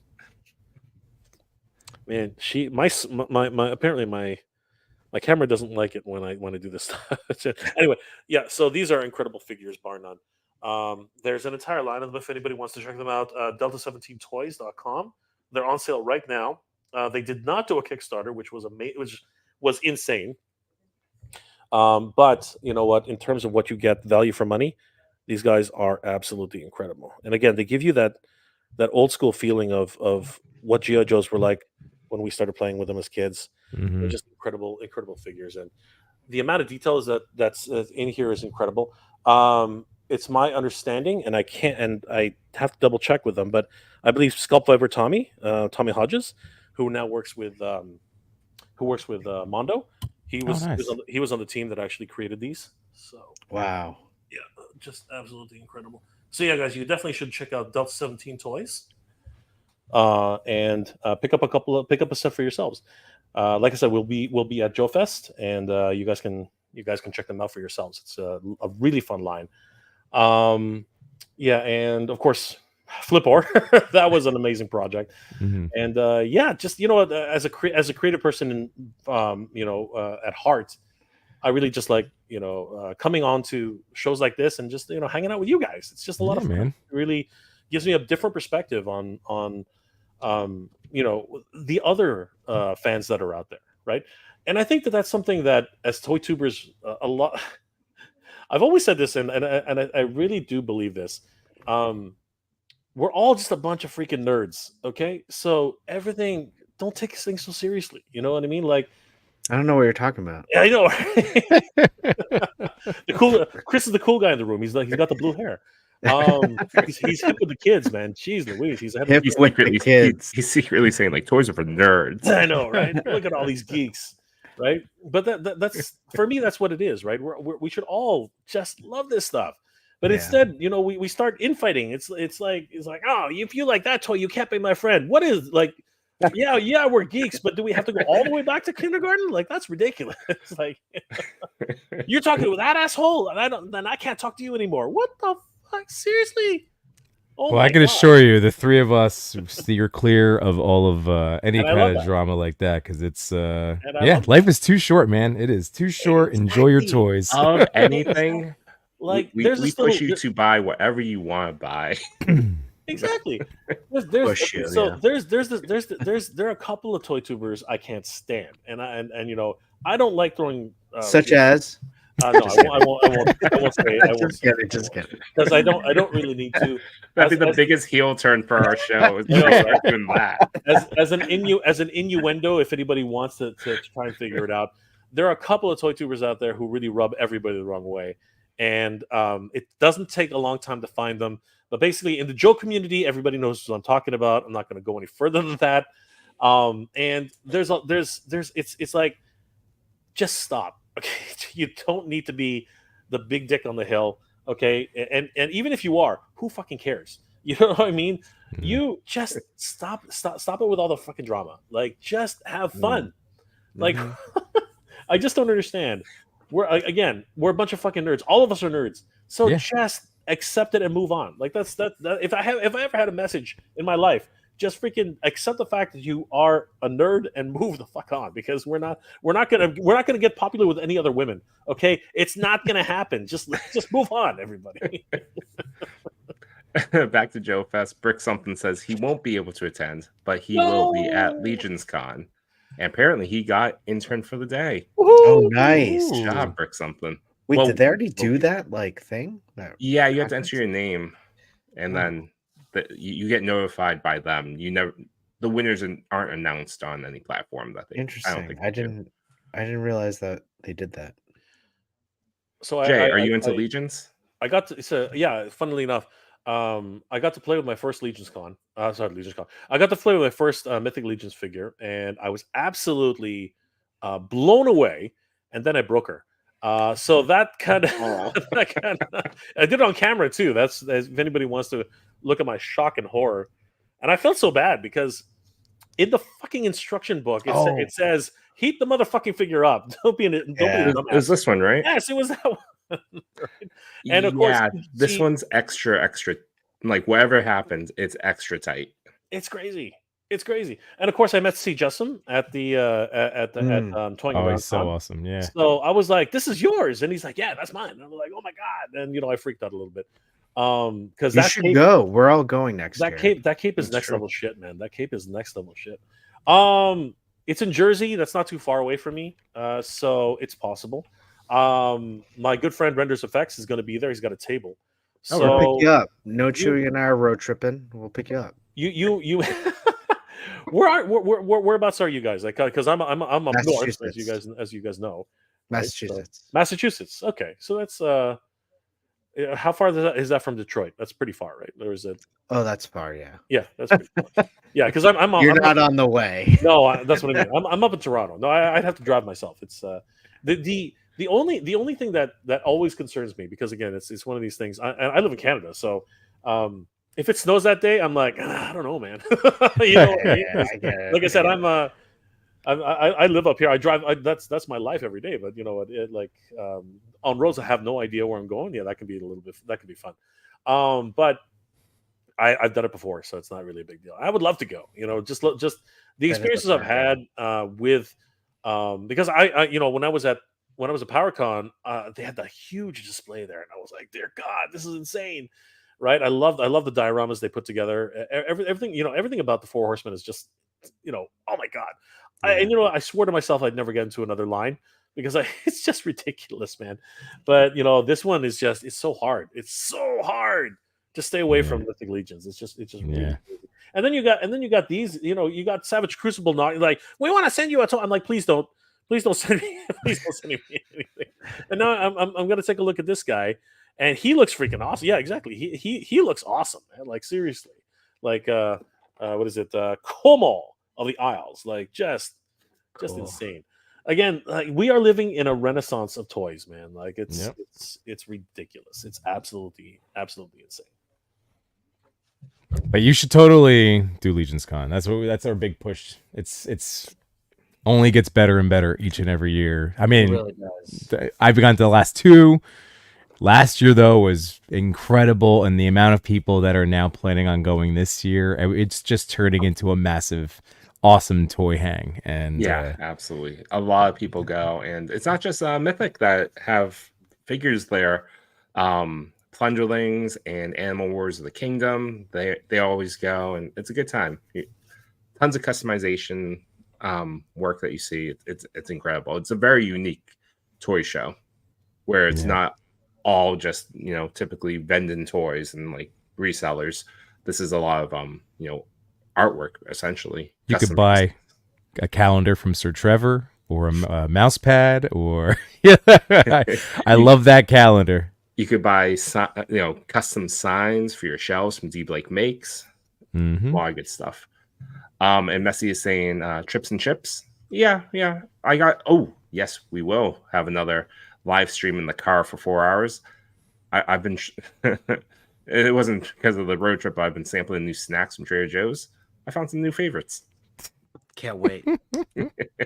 And then also with the fun fact from Wade Crate. Fun facts. I heard the ladies love it if you keep a Revoltech in your pocket.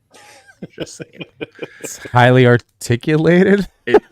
It's an amazing Yamaguchi. That's all that needs to be said. No butterfly joints. Too many butterfly joints. Who knows? All right. I had one more question, and that's because I went all the way back to your oldest video, Jay, and I started to look through the earliest part of your history 8 years ago. I think it said some obscene number of videos that are posted on your channel. So like thousands and thousands of hours. And I saw where you started, and I know where you are today. And knowing that we're all ever evolving human beings, learning and following what interests us, what would you say is the biggest change you went through on your channel? I mean, my channel, as you can see, went through a number of changes. But it's funny. It really is funny. I started with cartoons, right? Cartoon reviews and anime reviews. That was my big thing. But ironically, my third video in, no, actually, it was more like my fifth video in or sixth video. Anyway, I can't remember. But it was toys, right? So toys have been intrinsically connected to my channel all the way back then, even when I wasn't even intending to have anything to do with toys at the time. Solo Choke again. These crazy. I just happen to have them here, by the way. These crazy, huge, high-priced Japanese toys, right? Which were, if anybody, and this is region specific, right? Like a lot of people have no idea what I'm talking about when I talk about Force 5 or Star Avengers, but people always recognize Voltron. People always recognize what's it called? Voltron is the biggest one, right? So people always recognize Voltron, and a lot of the import figures that we talk about. So I am a huge believer that even at the time, my original intention was not like when I first started. Here's a funny thing. When I first started YouTube, I thought no one was going to bother watching. I did it for my own selfish reasons, and the selfish reason I had was that I'm getting older and forget. I walk into a room and then I'm like, what the fuck was I doing again? Like seriously, my memory is not what it used to be. Okay, so I forget things. I'm pretty sure I've forgotten more things than people can remember. So I did not want to forget some of my fondest memories as being a kid. And one of those fondest memories was Force 5 and giant robots and Solo Choke again and all this kind of crazy stuff, right? So I just literally sat down and please don't watch. No, I'm just kidding. You can watch my earliest video, and guys, those old stories were like, oh, you watch your earliest video and you're gonna hate it, and it's true, you will hate it. But look at my earliest videos, and you know what? Just take it as a grain of salt. Freaking start. One thing about YouTube, start. Okay, if you have an idea, if you have a passion, if you have something that you want to talk about, fucking start. And the reason I say that is because if you look at my first video that I did, it is so ridiculously amateur. It's absolutely ridiculous. The lighting, there is no lighting. I was letting the light come in from my room. The camera was not locked. You know what I mean? It was hunting for like focus all the time. I had no microphone, nothing, right? But I was speaking from my heart. I was talking about something I was very passionate about, and I freaking loved every minute of it because I didn't want to forget these memories that I had. And I said, one day when I'm old and I don't remember who I am, I can look at that and like, oh, who's that idiot talking about Force 5? Yeah, that's so cool. You know what I mean? Like that's the kind of thing that I want to have as a record of what I loved as a kid.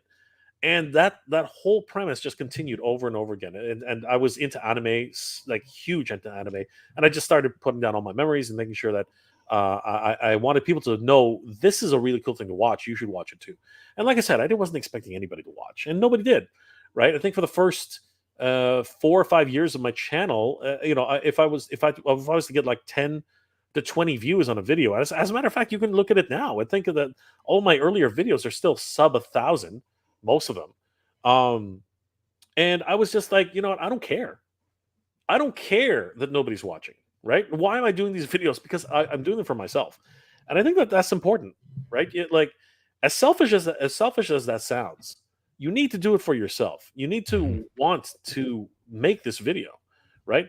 And because you're making it for yourself, people who agree with your opinions and like the same stuff that you do, they're actually going to reach out and they're going to say, "Hey, this is really cool." My oldest video started blowing up because nobody was talking about Force 5. Nobody was talking about Star Avengers. Nobody was talking about Grendizer. Nobody was talking about Vanguard Ace or Star Avengers. Nobody was talking about that stuff. And I was getting people from Italy, from the Middle East. I was getting people from Canada, the United States, all these places saying, "Oh my God, I thought this was a dream." You know what I mean? Like I was sure I made this up in my head, right? And when you get things like that, it's like it makes you feel good because you're like, yeah, I thought this was a dream too. I could have sworn this was like some sort of hallucination I had when I was a kid, right? But no, they exist, and you should talk about them. Mhm. The biggest change that happened in my channel, now that I've gone off on another huge freaking tangent, was when we got locked down. When we got locked down, there was nothing else to do, right? So I kept making videos, but at one point, I was watching Pixel Dan, and he had talked about how the real Ghostbusters was reissuing the Kenner Real Ghostbusters, Mm. and I was like, "Oh my God, I need those!" Like, and I hadn't thought about. So, fun fact: if the collection I have right now, it's only about 4 years old, like 4 or 5 years old. Like people don't realize that I have not been I had not been seriously collecting since high school, right? And a lot of people are shocked by that, and rightly so. I still have my old action figures from back in the day. My mom was a pack rat, bless her heart. She kept everything, so I still have like my original He-Man. I still have my original Centurions. I still have a whole bunch of great stuff. My original Voltron, things like that. And now I'm digging them back up and putting them back into my collection. But the first real interaction I had again with toys was literally when Pixel Dan said, "The real Ghostbusters are coming back." And I was like, "Are you absolutely freaking kidding me? We're in a lockdown. Like we can't leave our homes. Oh, how the hell am I going to get my hands on these fucking toys?" Right? Yeah. So I actually made a live stream about it. And I said on that live stream, I was like, when they let us out of our house, when they let us out and I can actually go to a Toys R Us, I am going to head right over to a Toys R Us. I'm going to pick up these toys. And that started my toy hunting journey. And from then on, and I never found them. there's the crazy thing about that, right? I never actually found them. And I was like, God damn it. I was like, screw it. I'm just going to keep hunting for toys. And I didn't know toy hunting was a thing. I had no idea. I mean, I would watch Pixel Dan do it every 20th video or whatever. And I was like, all right, that's kind of cool. Maybe just to fill up some time, I started going, I was like, okay, here's, Toys R Us and blah, blah, blah. I didn't know at the time the Toys R Us had just shut down, right? I had no freaking clue that Toys R Us had actually just closed. It seems like a decade ago now. Mm. You know what I mean? It seems like a decade ago now. and I didn't realize that Toys R Us had shut their doors for a little over 6 months. And once I started visiting more Toys R Us, I started getting all these views, and people were just like, "Where the fuck are you?" Like people were just asking me, "Where are you?" And I was like, "I'm in Canada," and they're like, "That makes so much sense." And they're like, "Oh my god, I missed this so much." And then I was like, "How is it you?" Like I did some research. And I'm like, "How do you miss this so much? It's only been 6 months. Like why?" But people were, like, I guess, people who hadn't been to Toys R Us in years anyway realized after that, when they finally realized that Toys R Us is gone, they're like, Jesus Christ, like I missed Toys R Us so much, and we were all locked down anyway. So Mhm. people, like, they wanted to relive these memories, and through that, I was able to start. The channel started picking up, and every time I went to Walmart, every time I went to, because we don't have Target up here, right? We don't have Target, we don't have Big Lots, we don't have any of this kind of stuff, right? So I only went to the GameStops and the WalMarts and places of which I could go, and it was fascinating because people were like, "Oh my god, those prices!" And it was really interesting getting to understand how people's buying habits and trends and what people were looking for at the time. And as that started to progress, I just kept doing it, and but I realized again, so talking about change again, I had several changes because I started doing nothing but toy hunts for a while, leaving my anime channel behind, and that was growing a lot, and I was really happy about that.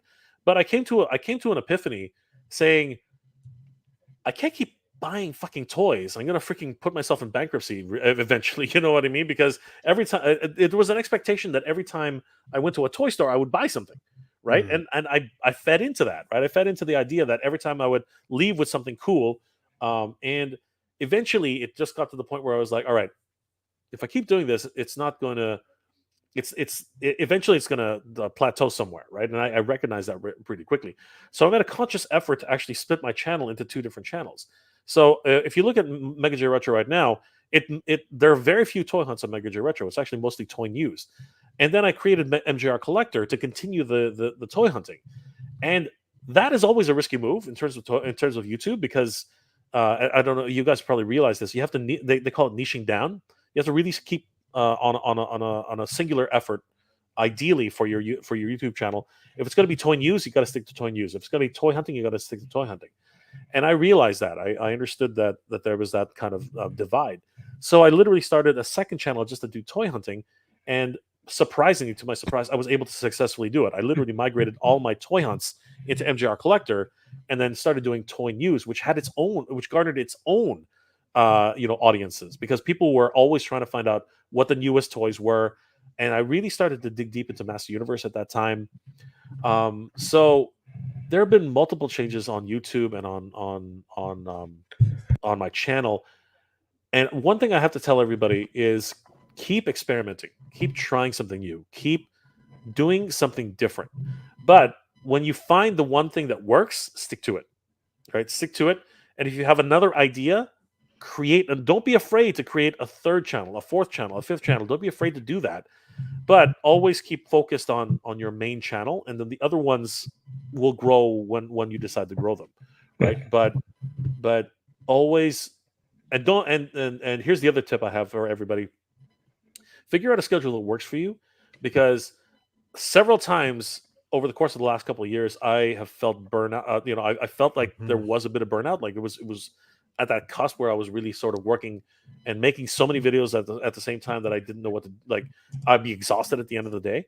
So, like as you mentioned earlier, what recharges you, right? What gives you joy at the end of the day? Like what is it that picks you back up so that you can get back onto the next thing to do?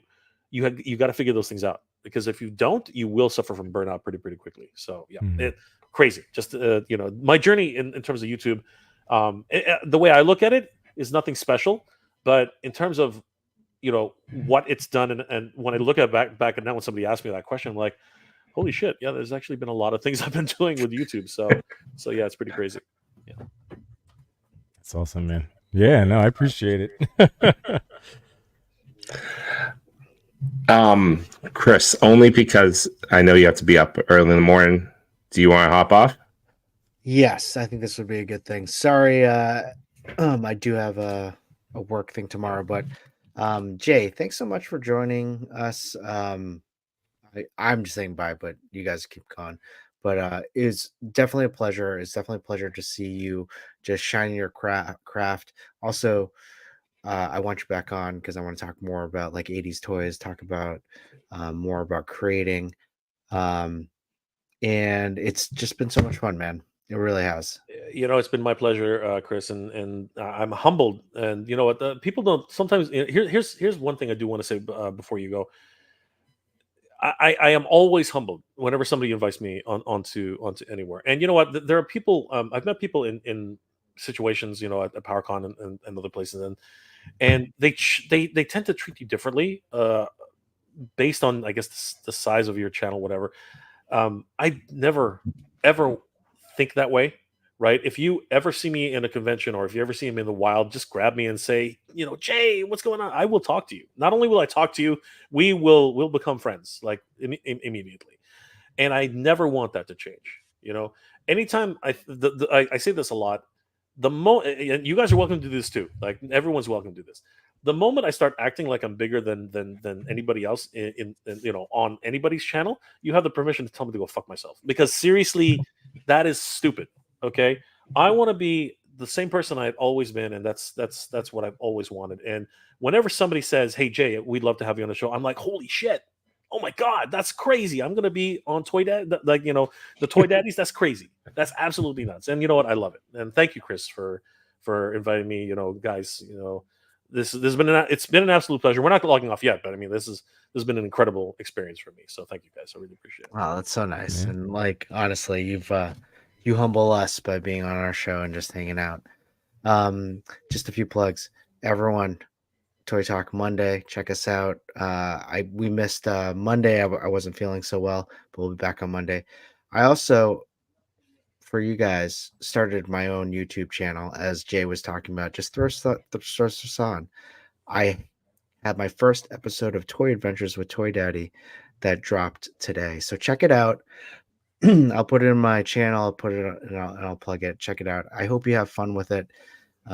It's just something that I'm developing. I have a few more other things that are coming up, but check it out. It's a happy meal review, so check it out. Oh, it's this one. Nice. Yeah, absolutely. Yeah. And I didn't even get to say like No Chewing. It was a pleasure just hanging out with you and your son this weekend, doing some toy hunts and giving you that ridiculous pile of loot that I had in my house. So Oh, it was awesome. that was huge.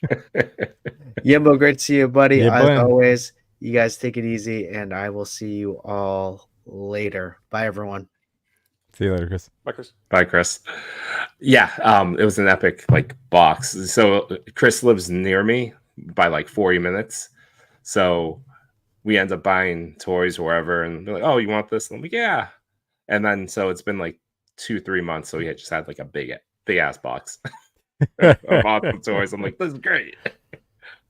All right. Yimbo, do you want to bring up the slides, and do you want to start? Yeah. Time to talk about some toy photography. That's right. We're gonna shift into the part 2 of our show. There's slides, and we celebrate the top 10 photos as voted by the people in the ToyPic community.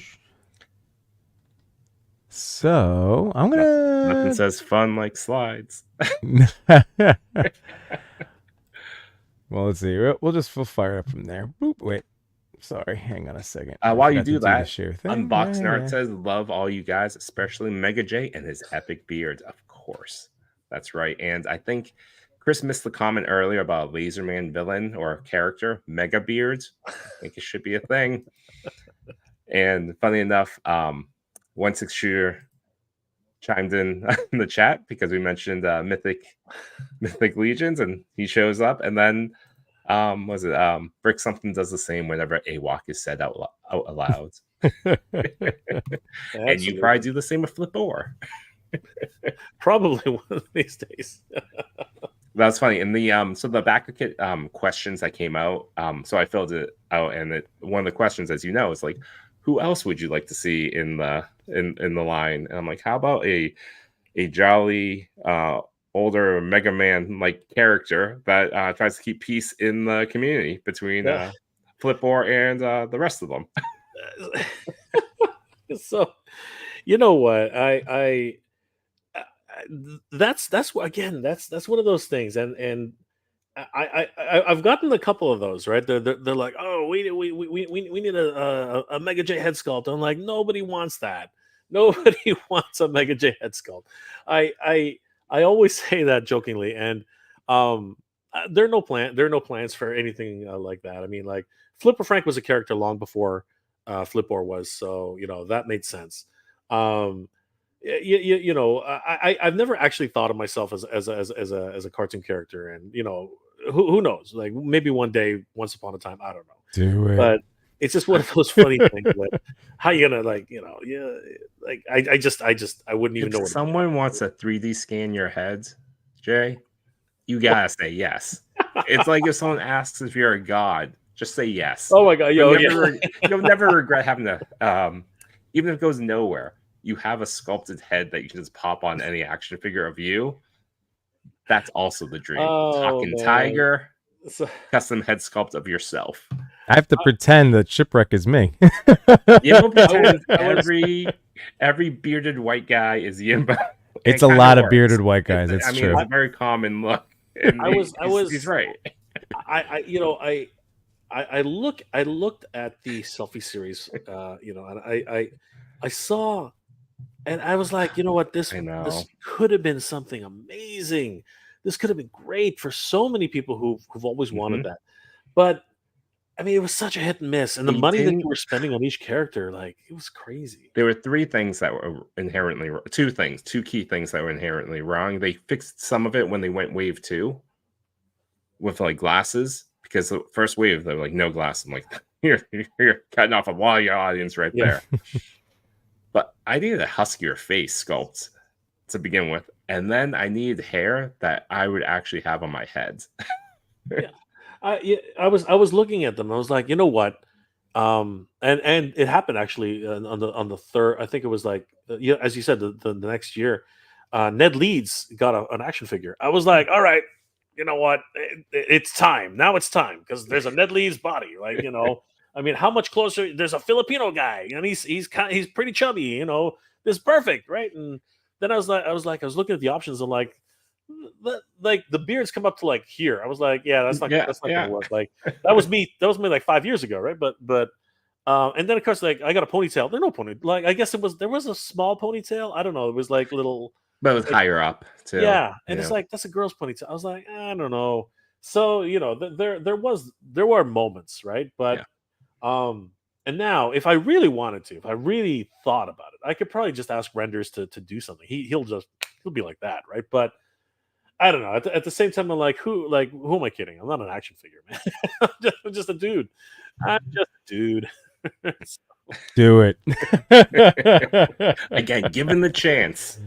I don't think Renders watches our show, but given the chance, say yes. But yes, we got the slides up. And go ahead, Yimbo, press ahead. All right, so we'll go through this part real quick, because we could just kind of give the little update here. But again, this is all making us happy tonight. Again, chat, as always. I mean, like, we've just been rambling on for 2 hours. We just love this stuff so much, and this is, again, like Jay, I look forward to streaming the 2 nights a week that I get to do it, because it just brings me so much happiness and joy. So again, it's just an awesome honor and pleasure to have you on here tonight. But chat, let us know. We will, of course, keep an eye out for anything that's making you happy this week. And then we are doing this thing where we're trying to keep ourselves in check, because when I started streaming, Jay, my stream was called Yimbo Buys Everything, and that was unsustainable. So like you would go into a toy store. You see what I'm saying? Yeah. So we have a kinship here. We have a kinship. I know. Like, it's easy to recognize. Like, at one point, you kind of hit that mark. It's like, I can't keep doing this. There's just no fucking way. Yeah, like, I can't, like, every week I couldn't do it. But I did. And again, a lot of my stuff too, even though I always was an avid collector, like, the stuff that people see on streams was, again, same deal. In the last 4 years is what filled this basement. But yeah, we're trying to limit ourselves to 100 figure challenge, which sounds so insane to people outside of toy circles, and maybe even to some of our audience. But we just buy a lot of toys. We love toys, and The 100 is a cap, so Chewy's at 48. Actually, I'm at 52. I need to update mine. Well, I sprung up this week now, and I've been trying. Like Jay, we're going to Comic-Con, and I'm trying to behave myself and give me a little wiggle room because I could easily see myself hitting the cap. Not that there's anything stopping us, from going beyond outside of pride and credit cards. So, trying to be good, but I'm now inflated to 77. It's more of a race to 100 between Chris and Yimbo. They're just going for it. And I guess there's Chris at 83. And now here we are, ladies and gentlemen. Thank you for rolling with us this evening as we now dive into our wonderful top 10 from this past Friday, from the previous week. So this is, you're going to have to read the names for me, Chew. Torah Nerds. All right. This is fantastic. So Jay, we'll start with you, buddy. What's something that you notice? What's something you like about it? You appreciate? All of those good things. Dark Wolf, man. Holy crap. Jesus. Yeah, no, first of all, the lighting is just absolutely epic. And it's fucking Dark Wolf. Jesus. I'm a huge Barbarian fan. Obviously, Master Universe, Conan the Barbarian, fire and freaking ice. My God. You know what? I do have to say, a huge tip of the hat to Eamon O'Donoghue. This is incredible. Tigra, I just can't wait until that to me is going to be Princess Leia in many people's collections. It's going to easily become Princess Leia so quickly. It's not even going to be funny. But Dark Wolf here, what can you say? He looks like he's getting ready for the battle ahead. You know what I mean? He's in an environment which is I love the depth of field. I love the I don't know if obviously that's Photoshop fire, but it's just the way it's been put together. The composition is just absolutely gorgeous. I love the cast shadows, everything about this, and I'd love to pick his brain, Torah Nerd, on how this was achieved, because obviously there's a light source in the corner there, something like that. I'm not sure if probably there's force perspective there as well, but there's a lot of things happening in this shot, and it's just absolutely great. I love the I don't know if that was pulled off of somebody else's. Oh, that's a Mezco. I have that from. It's either from the Conan the Conqueror, or I think it was from the Conan the Conqueror figure, because then I also bought the Barbarian accessory pack from Mezco. But yeah, that is definitely, I have it on the body right now. That is just beautiful, just gorgeous.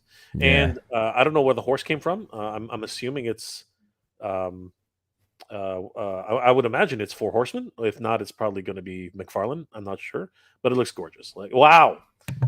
I think it's 4 Horsemen based on the articulation. This is exactly the amount of exposure that you have to do with this stuff, just to get it to the right level. Again, I'm so jealous of you guys. You guys know exactly how to pull this together, and it's just we're learning. We're still learning slowly across half a decade now. Gorgeous. Jay, do you have that because it's the Frazetta girls, right? The Dark Wolves. Do you have that toy? You know what?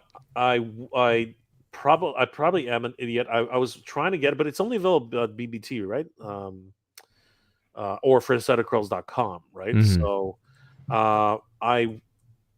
I'll probably pick it up when I have a chance. Right now, again, I'm in so many different lines, and of course he's sold out. Okay, doesn't surprise me. Does not. Yeah, I haven't dabbled yet either. Again, I love my Mezco Conan figure, and I'm still debating on either hopping on the wait list for the King Conan. So we'll have to see. But I was very curious, or I was just gonna wait until Legion's Con, and whatever my count is, it'll just go up another figure. But here we go. So congratulations to number 10, Torah Nerd. Moving on now. Number 9. Oh man. All right. So this Devious Collector. Yes, dude. Devious Collector is another really fun account. A lot of great posing goes on over on his page. Also great desk scenes going on. And Devious Collector and I have had numerous conversations because, as you guys in the chat know, I am at maximum excitement for the Deadpool and Wolverine movie. And when they pulled off this ridiculous toy shot of the poster, I lost it. So I'm so happy that it ended up I'm in the top super 10 to excited talk about this about. movie. Some of the clips started to show up on online, like them in the diner, just having lunch together. Just it's just perfect. Jay, where are you with your excited? Are you are you a Deadpool fan? Are you been into the? Are you looking forward to the Deadpool and Wolverine? Hugh Jackman fan. Chewie's a big Hugh Jackman fan. Love you, Jack. So like I've always been an X-Men fan. I've always been a Wolverine fan. Deadpool, I've always had fun with Deadpool. I mean, he's obviously just a outlandish character. Mhm. He knows he's in a comic book.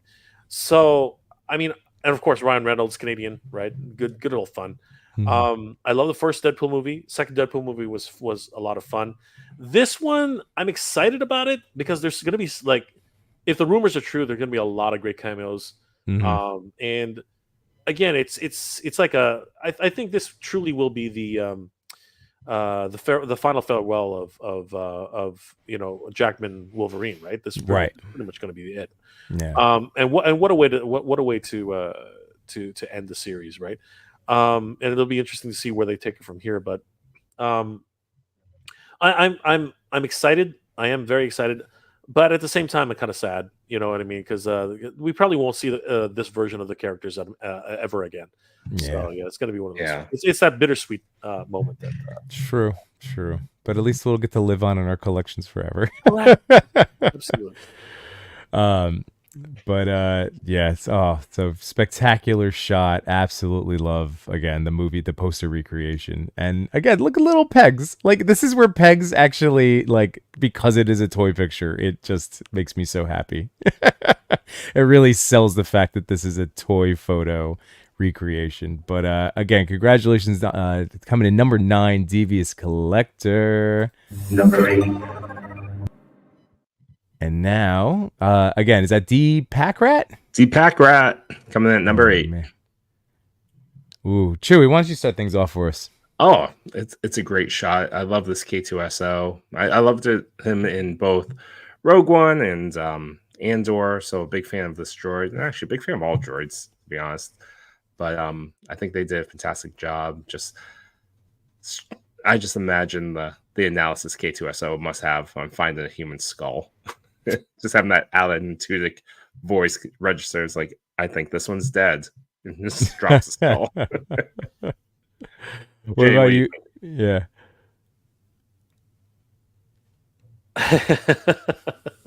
You know what? It's definitely that Yorick kind of moment, right? And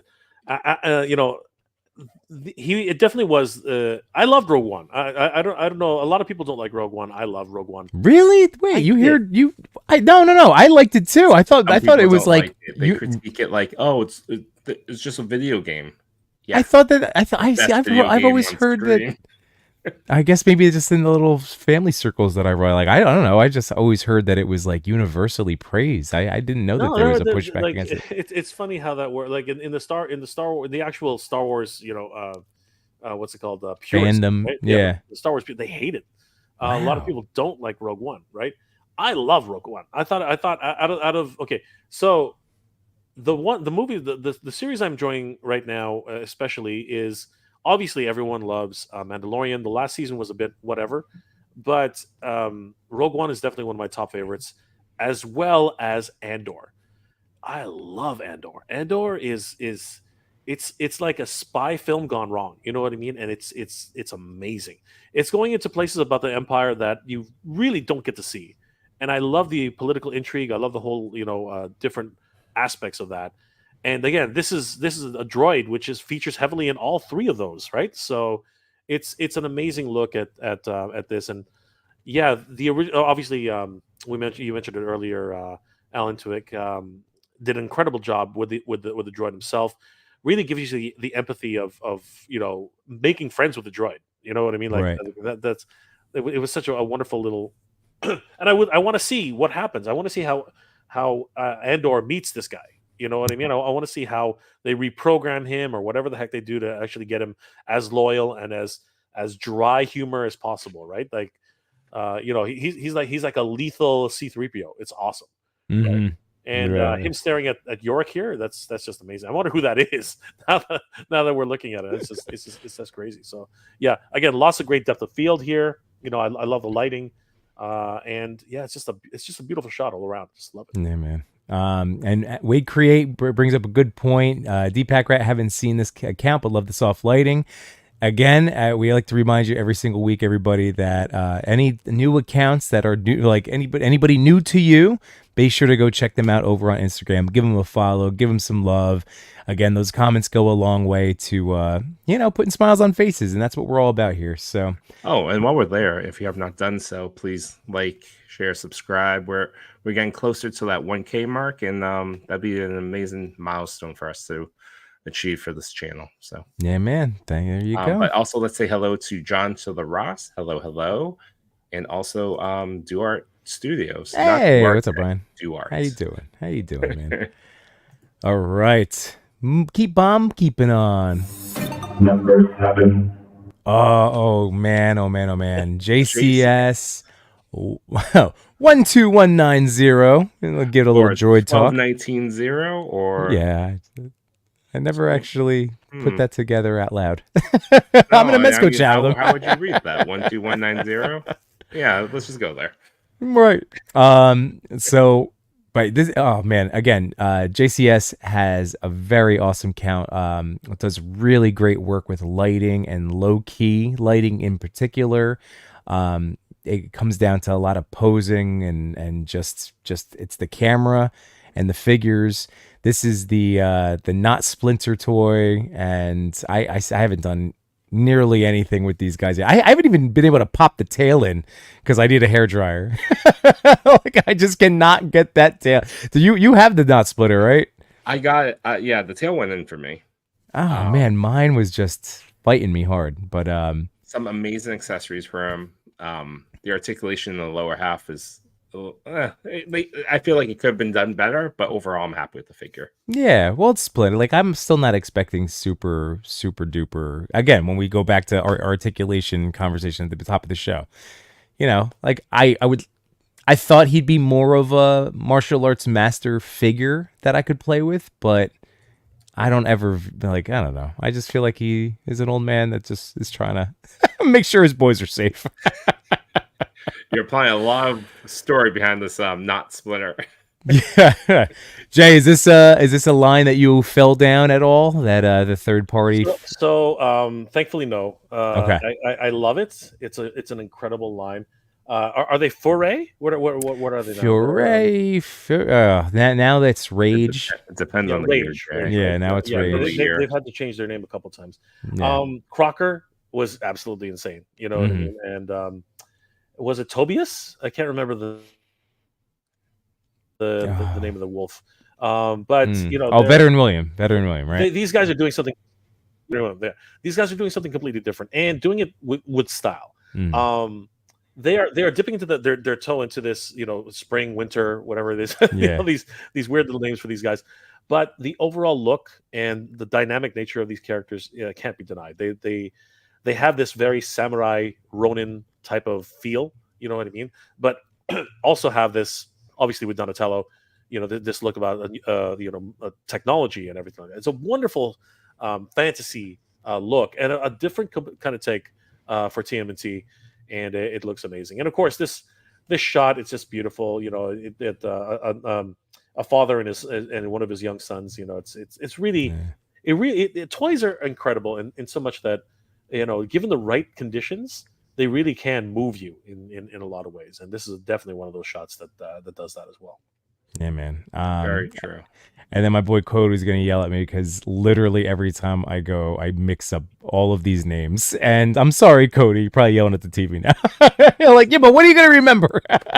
And then you apparently never hit the tail, Yimbo. Team apparently never. But Bullwinkle 80. All right, good. Again, not alone. # Team Heat. So I just have to get the hairdryer ready. That's all. Thanks for joining us, Bullwinkle.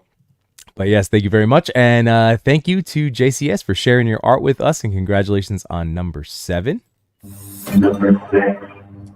Moving right along. Speaking of Disney work, speaking of all, I just watched this over the weekend with my kids again. I will say this would be the worst planet for me to live on. Like universe to live in is the Wally universe. Yeah. Everything's a mess. Yeah, no, I mean, yeah. Although the life on the ship didn't seem terrible.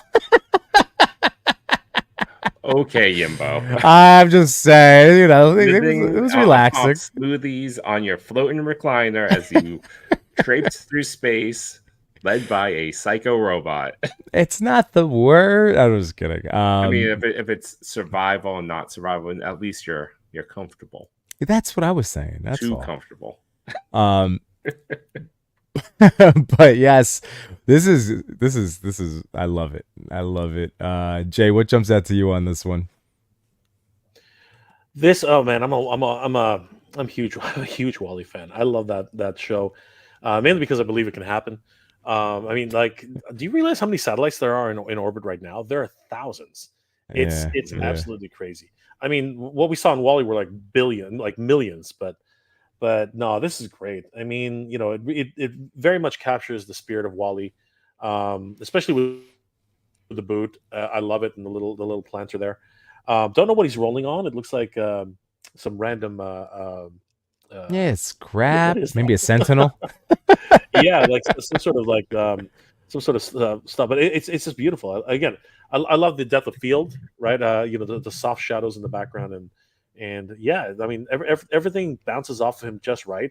Obviously, this is your standard Wally, so he probably didn't want to muck him up a little bit. But I think that's the only thing missing from this shot: a lot of dirt. You know what I mean? Because Wally's Fair. dirty. You know what I mean? Yeah, Wally yeah. is freaking dirty. Yeah. You know, they didn't have time to clean him or disinfect him, right? They didn't have his Right. little cleaning bot there. So, but other than that, I mean, this is a great shot. Beautiful stuff. Yep. Oh, love the pose too. As simple as like the articulation is, it's spectacular. It just emotes It so fits the much. character so well. Yeah. Yep. Absolutely. So how did you say it? Is it El Pre 83? El Pre? Oh, Am I pretty. saying that right? Oh, yeah. Yeah. Sounds good to me. But good. congratulations on number 6. Keep up the Don't get correct spectacular work. here. Go on to number 5. And by the way, before we move to number 5, I have to laugh at Cody now going with hashtag Team Manhandle. Retrostorm apparently also Team Manhandle with Your mint team in manhandle too? mint in casket. Oh, and mint in casket. Are you for mint in casket or against mint in casket? All right, moving on to our top 5. Number 5. Ooh, comic dad shots. Wow. Man, John to the Ross. I am not sure who made that Wally. Just speaking of that last shot, I think it's Mattel. I think that's okay. the storyteller's Wally, but I might be mistaken. All right. But man, woo, comic dad shots coming in. I am just gonna loving me that Dutch tilt and that sunlight, or is that a little lighting casting through, right? That's through the mist, rays of light, beams of light right there. I'm gonna blow this up a little bit on me. Yeah, you have a little bit of light beams going through. Oh Yeah, some of those God rays. yeah, man. Ooh, big fan of that floor texture too. Well, it's a nice, just the whole thing is very well put together. Very much so. Jay, what do you think? Can't go wrong with Star Wars. You just, you know, obviously, I think toy photographers started with Star Wars, right? I mean, just the you know, armies and armies of different stormtroopers, and this one, of course, with it's amazing where we've come to, because you know, back when Lucas was making them, they were never in any of these environments. You know, they were never on the planet other than Tatooine, and there were no rocks or anything like that. It was always usually just in space or whatever. Now we get the opportunities to see them, you know, on foreign terrain, and you know, in and what I really like about the shot is the muted nature of it. You know what I mean? It's all it's got is pretty much almost a black and white treatment with a few blue hues, and it's just got that wonderful atmosphere. And I would love to see the the breakdown, because I know that the shot probably doesn't even look like that, right? The actual setup doesn't even look like that. But the way comic dad shot has put this together is just absolutely beautiful. And I don't know if that's a remnant stormtrooper, but the weathering on the figure, chef's kiss, just absolutely beautiful. Well, Chew, if you want to check the account to see if there All is right, anything. All right. I knew Well, I knew you would be. While we don't have, while Comics Dad Shots has not posted any behind the scenes, he is an account underneath 1,000 followers. I would advocate people to go check out this account. You're going to see some stuff that you'll like. Let's start with some of these amazing portraits that we're seeing. Oh man, and this is going to be great, especially connected to that. Look at this. Oh, so here we go. We have answers from Comic Dad Shots. I really love posing up my stormtroopers in underdog scenarios. I love trying to bring a sense of emotion to their emotionless faces. I use a lot of atmosphere aerosol and white smoke bombs. Ooh.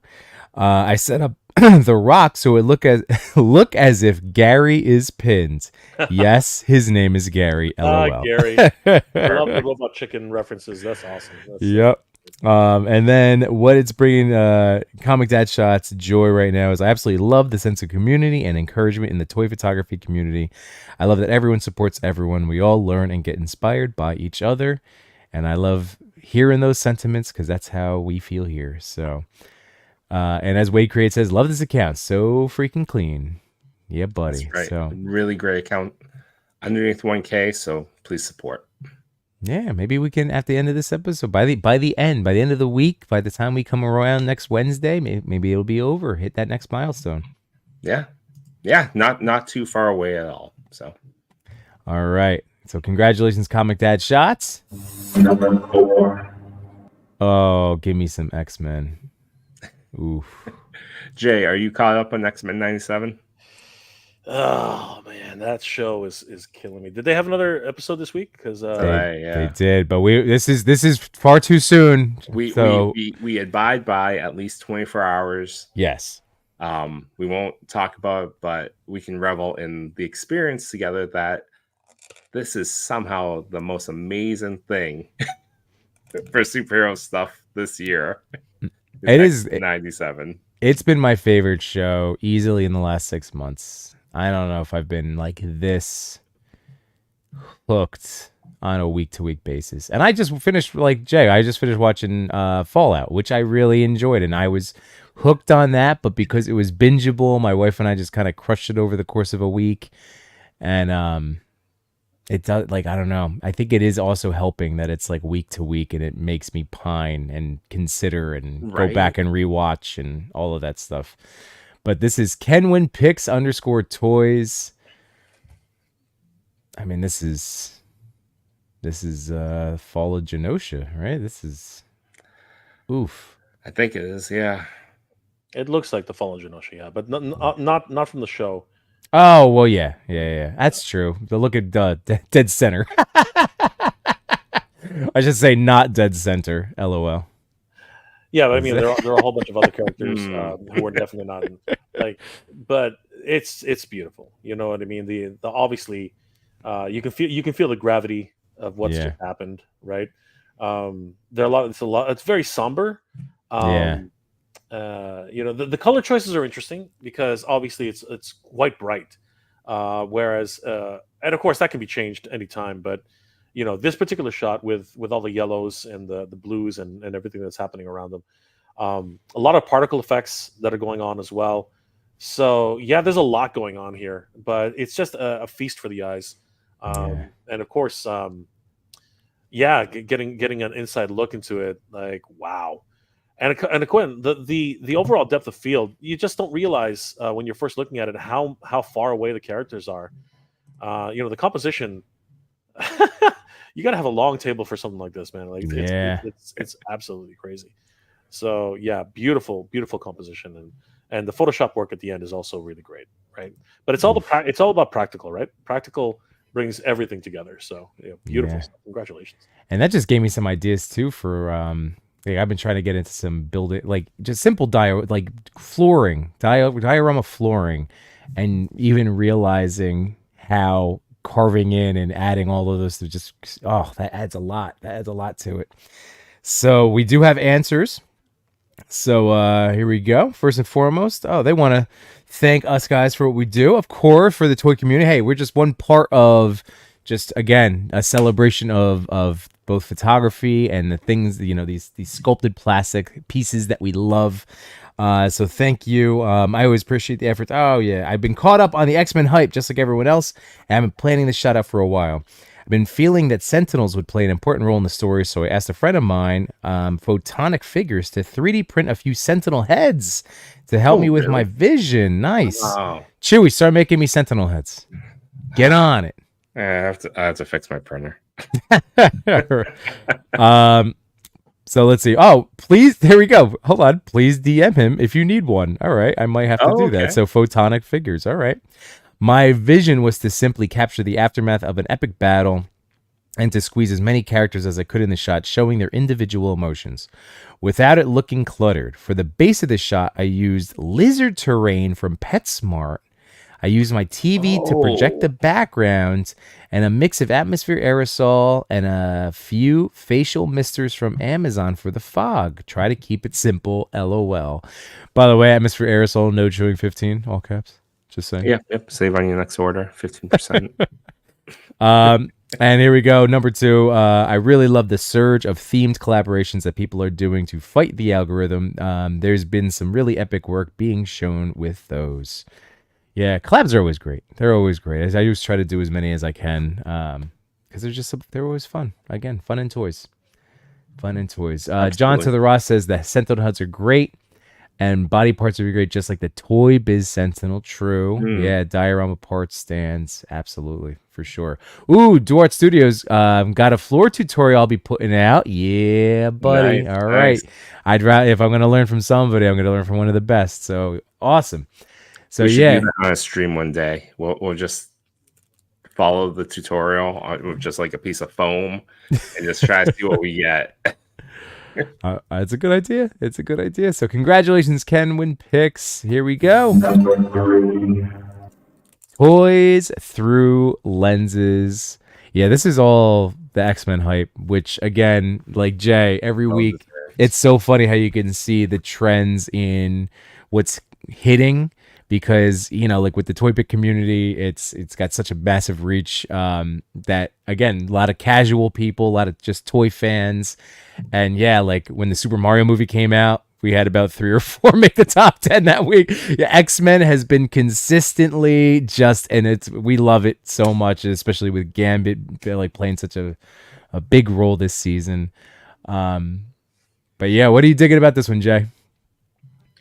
What's not to dig about this? I mean, Remy in his element. You know what I mean? Like just a beautiful look at the character. I see. There are those tricks, right? How do you get into stand like that? Now I see. You guys are tricksy. That's exactly the way. And even holding the cards, it was practical. And then they used a little Photoshop to remove the toothpicks. Yeah, it's amazing. That's clever. Yeah, I love it. I love it.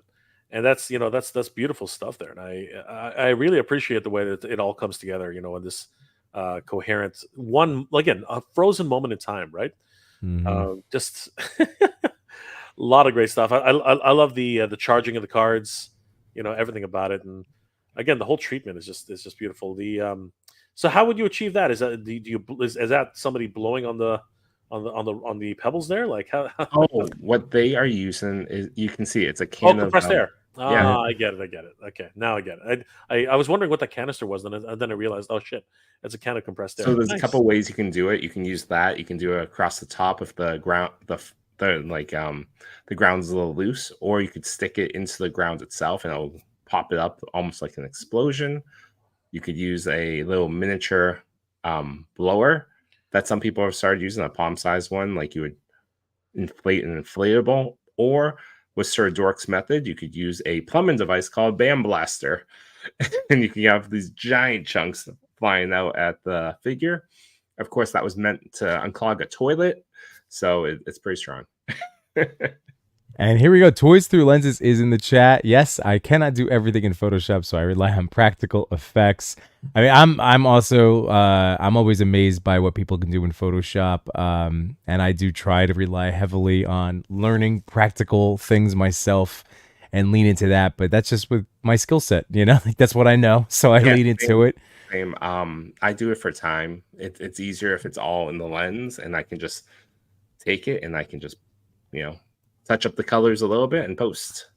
But that's my process. Yeah, man. We also have answers from Toys Through Lenses. So here we go. I've been watching X-Men 97 and the episode where Gambit. This is one we can talk about, right? I think we've all. How many weeks has it been? 3? Yeah, this is not okay. Gambit makes the ultimate sacrifice was jaw-dropping to me. I wanted to pay tribute to him through a photo, luckily. Luckily, I had bought the Marvel Legends Gambit figure when it came out. I decided to show him charging his powers while walking. I used miniature cards from Michaels. I have that set too. That is a great set. Put them together with toothpicks and mounting putty attached to the back of his hands. Then I used a compressed can of air to blow some gravel under his feet. This to create a motion effect.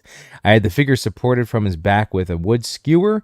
You can see all of these in the reel posted right after my original photo. Feel free to play it on the stream. Boom. There we go. Done. This shot was done outdoors. I found a place that has rocks around and is perfect for several setups. I mostly do outdoors toy photography. Yeah, this is a shot that makes me want to get back out there in the dirt. And then I remember I have all these sweet Lone Wolf Labs I still have to photograph. But I do love outdoor photography. I do got to get back into that. You could take your dial outside as well. You shut your mouth. And I'll just get up teasing. This is the grass. Dark Yimbos emerging at 11:46. Toy photography allows me to create what I have in my imagination. What is making me happy now about toy photography is seeing that I am getting better at it, that my photos are coming out better. It is very rewarding to see my hard work paying off. So again, Toys Through Lenses, congratulations on number 3. Your work, again, continually getting better and better. And moving on. More Star Wars, Jay. Paul Brown 12. Oh, this is amazing. What tiny little figure is that, Jay? Yeah, is that the Micro Galaxy Squadron? Is that what we're looking at here? I think so. Okay. It is. Yeah, I'm thinking that the AT-AT is also from Micro Galaxy, which is great. Yeah, you know what I mean. I mean, this is so cool. Oh yeah, absolutely. There's so much. Again, just the composition is great. I mean, as always, depth of field is just one of those things. It's hard to master. You know what I mean? Because everything can go wrong so quickly. But I think that they've done. Paul Brown, I think you've done an incredible job here.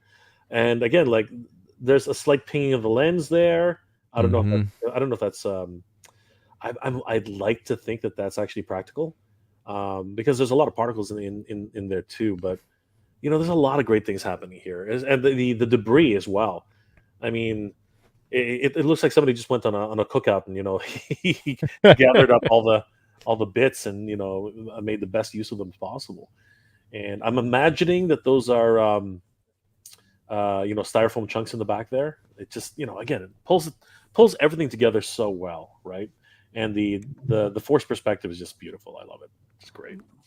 Yeah. And you know what? It's got that, as I said, monochromatic feel, but those tiny little touches of color just really, really draw your eye to where you want to be. So beautiful stuff. Congratulations, Paul. Yeah. Oh, and great job again with like you were saying with the lighting and the editing of the just so pops, man. Little bits of atmosphere following. Oh, so good. We have answers from Paul. Just look at it. There we go. So, Jay, you were correct. This is the Jazzwares Micro Galaxy AT-AT Walker and figure. I typically try to make everything in the scene, so the walls and floor piece are handmade, but the rock Luke is standing on is just that, a rock. And what's making Paul happy in the toy community is a newish YouTube channel called Behind the Plastic. Hey, shout out to our boys out there. Zach and the gang are amazing, and I personally love how they are trying to connect us all to the thing that brought us here in the first place, toys. So yeah, so again, shout out to Paul Brown 12, shout out to Behind the Plastic, Team NT 1987, Not a Bird, Not a Plane Photography, and Sequential Plastic. And why am I spacing on there? Sometimes fourth. Crooked. Turtles. Go on. No, you could finish it. Oh, I think it's Crooked Ninja Turtle, right? Yes, I believe so. Yes, I'm sorry. Again, this is the witching hour for me, everybody. But congratulations, Paul Brown. And here we go to our top shot of last week. Oh, yes. Wow. All right.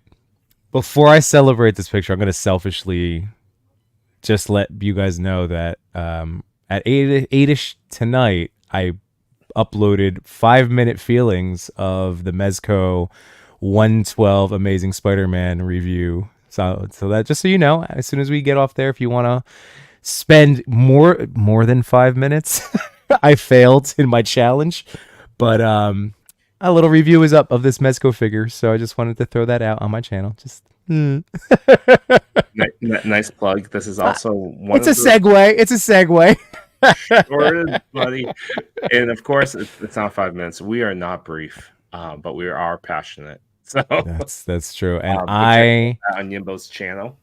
But I love this figure, man. And I remember when, seeing the shot and like, this was one of our hashtag pictures, right? This was one of the ones that I had picked for you.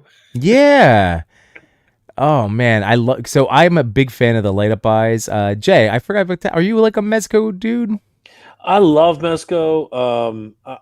I'm kicking myself because I don't collect just like with everything, Mezco tends to sell out really quick. So, and of course they're all pre-orders, and I really want that Keaton Mezco. Like, I found out about that one way too late for the Batman 89. I found out about that one really too late. But yeah, as soon as I saw this, I'm like, that's 112. Like, I sort of immediately recognized it. And again, this is your classic Spider-Man. You know what I mean, from the comics and the just the cartoon and stuff. And yeah, of course, the webbing is just great. It's all over the place. Yeah. I don't know if he made them himself. It looks like he did. Looks like a lot of wire work with some paint on them. Yeah, man, just beautiful composition here. I love the singular light, that's coming in from the top. The flood, the way it floods the room, on that singular point, and the real deep dark cast shadows. The glow in the dark. The light up eyes. It gives you that sense of the spider tingle, right? The Peter tingle, right? Yeah. So it's that classic pulling it all together, right? And I love the way the soft goods really do play with the light, and yeah, it's just a wonderful shot, and makes you wonder if there was too much Photoshop going around, but I don't think so. It looks really atmospheric and great stuff. Look at that behind the scenes. So loaded up on the smoke, loaded up. Oh man, great job. Yeah, I'm so excited because Ulanzi shipped my smoke machine. I don't know when I'm gonna get it. How long did it take? Oh no, you didn't. You got the Smoke Genie. Smoke Ninja from PMI. Smoke Ninja, yeah. If anybody ordered previously the Ulanzi smoke machine, let me know how long it took to get to you, because I'm super excited. Well, when you do, let me know. And Smoke collab. I'll tell you how I use mine. Okay, that too. Tutorial if you want. So here we go. So the story behind the picture. I just wanted to portray Spidey in a darker tone. Mezco's Spidey with light up eyes was just the right figure for what I wanted to do. Due to his whole being lighted up when you light up the eyes, an imperfection of the figure, so I had to produce the lighting to be very natural, but in an artistic way to hide the imperfection. I see what you mean. So yeah, like the fact that like you get some of that light up in the face.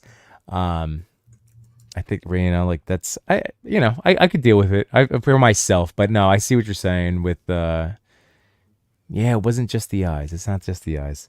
With the web props that I own, I made it look as if there's a layer of Spidey, but in a very dark tone.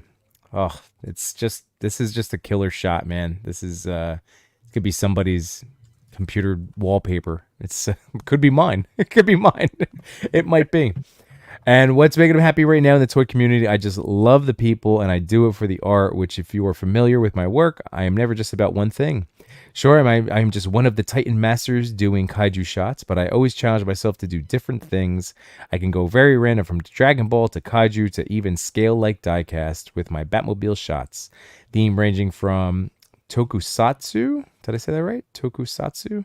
Anime, comics, which may be why IG algorithm is not kind to me. But I do it for the art and I love sharing what I know if it means to help people to improve.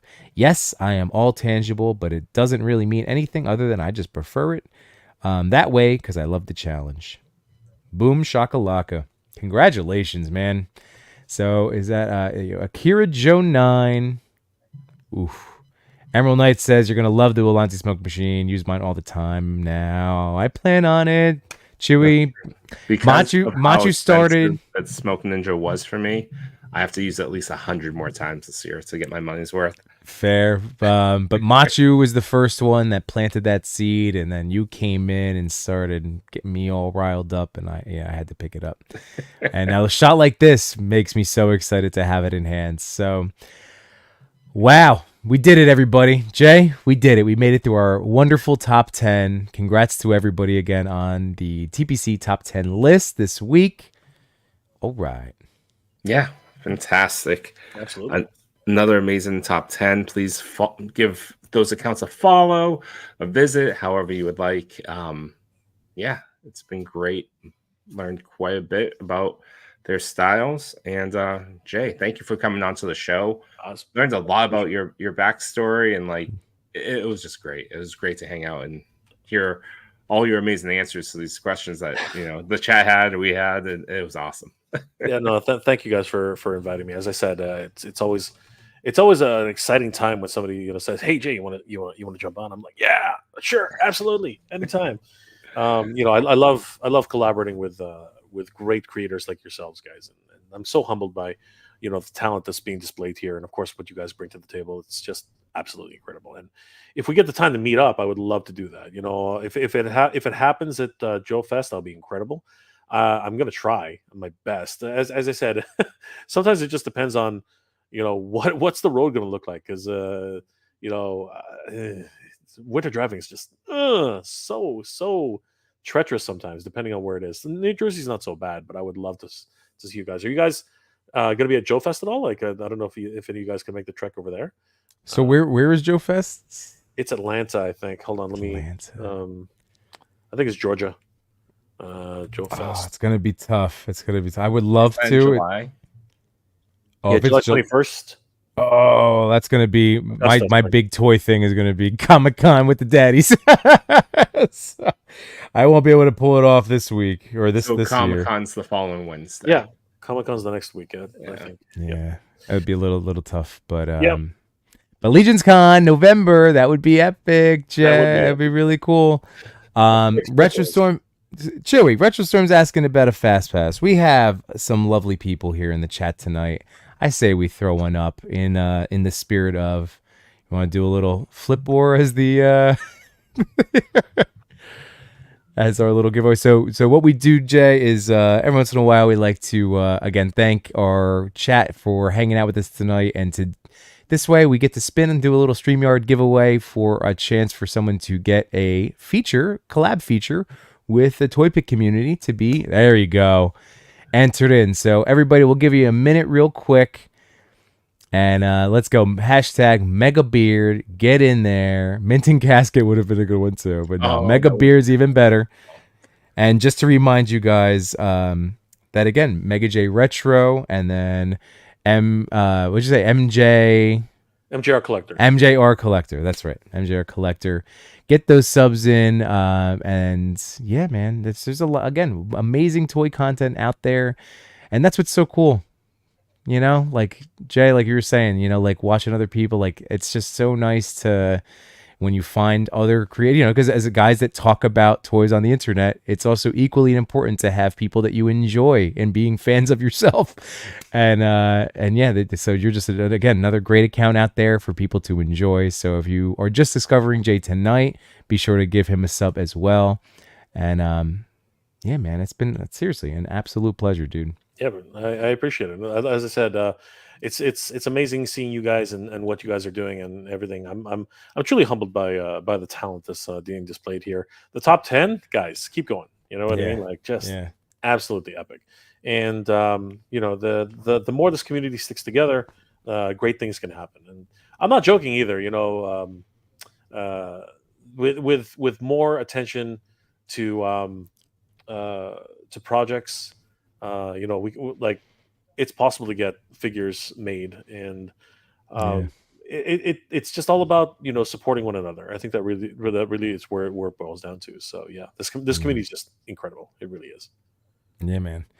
I mean, that's what's been so cool. Again, just like with what you guys did with you and Hatter and your whole team with Flip War, and just so many of the successful. I mean, like I can't believe like this the crowd surge of around the Spiro recent campaign was incredible.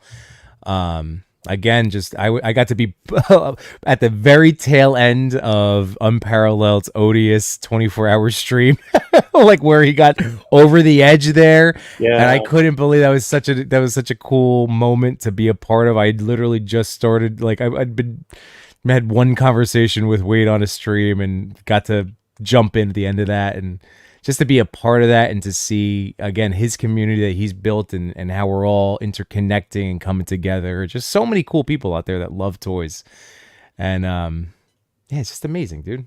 It's just I can't stop smiling about it. Yeah, you know what Wade's campaign was amazing, and I'm surprised that it didn't get more traction. And I'm very, very glad that it made it over the finish line. Mm-hmm. And again, it's all about the community involvement. Anybody who's thinking about doing a Kickstarter for your project, don't forget to do a live stream. It's very important. I remember a lot of people were like, "Why are you doing a live stream? Why are you bothering?" I'm like, "No, we need to push every last second to try and get people to support this, right?" And you know what? Wade did the right thing. So did Shartimus. Wade did the right thing. Shartimus did the right thing. You need to remind people that it's the last day, right? And you have to reach out to your community. This is the community. Like I said, we wouldn't be here if it wasn't for the community. Like this it's just so important. Hey, Messi just said just subscribe. There you go. Thank you. Truth be told, Jay, I just realized I wasn't, so I subbed to both of your channels tonight. So just so you know, I'm gonna own it. You guys don't have to. It's okay. I appreciate it. Like I said, dude. I mean, again, I gravitate towards like all awesome people. Like you're great, man. Like I can't wait to go check out all this stuff. Like again, hearing your backstory tonight. But yeah, I can't wait to go throw some of your videos on during my lunch tomorrow. Even with that said, Wade Create says awesome hang fellas, and hope you come back, Mega J. Absolutely, man. We have to have you back. Yeah, you guys anytime. Always happy to be with the Toy Daddies. 100%. Anytime. And then of course 16 puts out how about laser beards, and I think your story may have inspired Toy.Father. I think he's gonna come up to me later this week and be like, I think I'm gonna make a pitch. Wow. You know what? When you guys are ready, let me know, because I would love to be there with you guys, and any questions you have or any way I can help. Right? The means are here now. You know what I mean? Sure. Like, and as I said earlier, Ramen is looking to really get some IPs under his belt, and it's that step. Okay, so I look at it like this. Everyone's like, "Who's Jada?" Like, where? Like, I've never heard of Jada. They're brand new. How did they get these licenses? No, Jada's been around for like a couple of decades. But people don't realize they just did diecast. All they did was 1/24 scale cars. You know what I mean? Like, people just don't realize that they've been around forever, right? But they decided one day we're gonna get into toys, and it's like action figures, right? and no one would give them a license. No one would give them the time of day. They had no one would let them try anything. And I think their first license I think was I can't remember anymore. It was something not so obscure, but at the same time it wasn't terribly great. But then they landed the General Mills license for Chester Cheetah and Count Chocula, Right. Frankenberry and Boo Berry. Blueberry. And people love those. So after that, all of a sudden it's like, all right, Was it the Universal Monsters? Was yes, that the first? Okay. Yes, exactly. You got it, Jim. That's the one. That's the one that was they got their foot wet, right? They stuck their toe in that. They weren't the greatest, admittedly, but they learned a lot. And then as soon as that happened, now they got Street Fighter. They're moving on to so many other different. The Mega Man's great. That Chester Cheetah was freaking That awesome. Cyberpunk line looks really good. Just beautiful. All those rumors about Mortal Kombat. Laser Man can be a thing.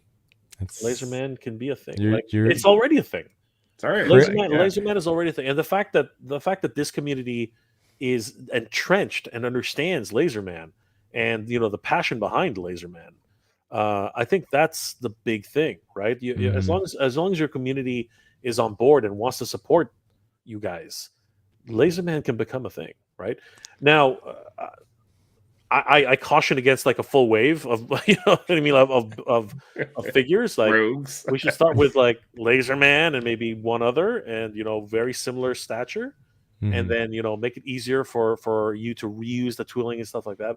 Again, that stuff you can talk about and understand how that works after the fact. But it's just that it's not like an AWOC where Jason took a huge risk and did like 5 figures right off the bat, and was lucky and successful. With an IP like this, I think you should take your time and really like develop it and say, okay, fine, there's Laser Man. You have to get an actual look for Laser Man. It can't just be, Iron Man Mark 1, Mark 6. Iron Man with an L on his forehead. Jay, I know Chris is laying in bed right now, and a smile like it just appeared on his face. Just the fact that like he feels the support of this. It is true. We're gonna have to definitely, if we ever do go for this, we're gonna have to retool some thinking. Like from the ground up, maybe, but just get together with, and again, there's a lot of opportunities, right? But the ability is there, the people are there, the will is there, and the community is there, and that's really where it boils down to. If the community is on board, and we talk about a minimum MOQ and the cost per unit. And the size is really what, are you going for 1/6? Are you going for 1/12? Are you going for, somewhere in between? We're 112 boys over here, right? So there's always that, but the possibility is there, right? And I personally would love to see what he actually looks like. Right? I mean, again, I've seen the Kit Bash version, right? But I want to see the true vision, right, of Chris, right? I want to see what is actually inside his head. You know what I mean? Like, this is the way he should look like, right? You know what I mean? Like Mark 12. I don't know. You know what I mean? Yeah. I'm just joking. Right? No, I love it. Laser Man should be a thing. Laser Man should be a thing. By the way, you should check on Laser Man because make sure that there's not a I'm seeing trademark on that. Machu. Yeah, all right. We're gonna have to figure this out. We're gonna have to figure this out. You can spell Laser Man differently. That works too. But you gotta You gotta be, lays like, man. I don't know, laser with an S.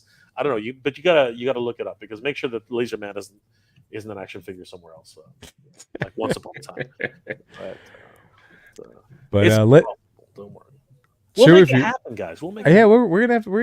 Trust me, this is a weekly discussion, so we're gonna keep honing. That we're building this together. The TPC and Toy Daddies. Machu Toy understands the assignment. Yeah, there you go. Machu Toy Laser Man understands the assignment. That's right. Laser Man. It's Laser Man. He's Jamaican now, and he owns a dairy farm. Oh goodness. All right, Chewy. Why don't we spin this wheel? Let's see who's getting our fast pass. And again, you can choose it for yourself. Hit up Chewy, or you could pay it forward to someone else that you feel is deserving.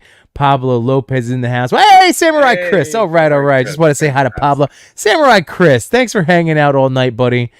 We just crossed over the 3-hour mark, and it's just been, again, so much fun. My cheeks are hurting, Jay. My cheeks are hurting from all the smiling. But yeah, I need to go to bed. Absolutely. Next plug Sunday night. I'll be on Brick Something's YouTube channel with him.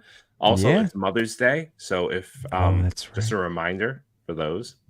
And then Yimbo, do you have a guest lined up for Sunday? Not officially, so it might be like a friend's evening. So Okay. you might see some Cody in that magnificent wig, or some Machu toys, some Jay. Who knows? Who knows? I like how there's more wigs than there were before a few weeks ago. Wigs and costumes, that's great. Yeah. And Jay, when's the next time you're going live, do you think? Well, I'm. It's always going to be my usual lifetime, of course, is Friday. I suppose we're trying again Friday evenings now instead of Friday mornings, because Saturday mornings. I'm gonna try. It bleeds into Saturday anyway. It doesn't matter. It's always like starts at this day, but then ends God knows where. But yeah, we're gonna try. I guess I'll possibly try again for 10 o'clock p.m. Eastern Standard Time on Friday, which. Again, knowing me, might get pushed back, but we'll see. We'll see how it works. My usual stream time is always Saturday morning at 1 a.m. Eastern Standard Time. But again, that also fluctuates. It's just one of these things. Depending on what if I get back here in time, stuff happens. But yeah, everyone's welcome to join. There's as always an amazing community here at the toy collectors, toy photographers. You guys are awesome. Thank you guys so much for being here tonight. It's been an absolute pleasure, guys. Please don't forget to subscribe to Toy Daddies on YouTube. This is a great channel. You guys have to subscribe if you haven't already. And if you haven't subscribed, what the hell are you doing here? Go subscribe right now. Make sure to give these guys a like and a follow. No.Chewing. Yimbo reviews everything because he doesn't collect everything anymore. That would be dangerous. And of course, the Toy.Father. Definitely follow them on Instagram, on all their social medias. Give them a like and a follow. Tell them that Jay sent you, even though this is their show. But guys, definitely, please do your part. Support the locals, and that means so much to you because they're doing such great work. Thank you guys for Thanks, Jay. Thank you so much. All right, everyone else, have a good night. Good night, my toy collectors, photographers, and more. We had some fun tonight, but we're out of pictures to explore. We thank you for your time. It was nothing but sublime. Though it's time to go to bed, don't be filled with dread, because next week we'll be right here. Your Toy Daddies will appear to bring you joy and laughter every night and here on after.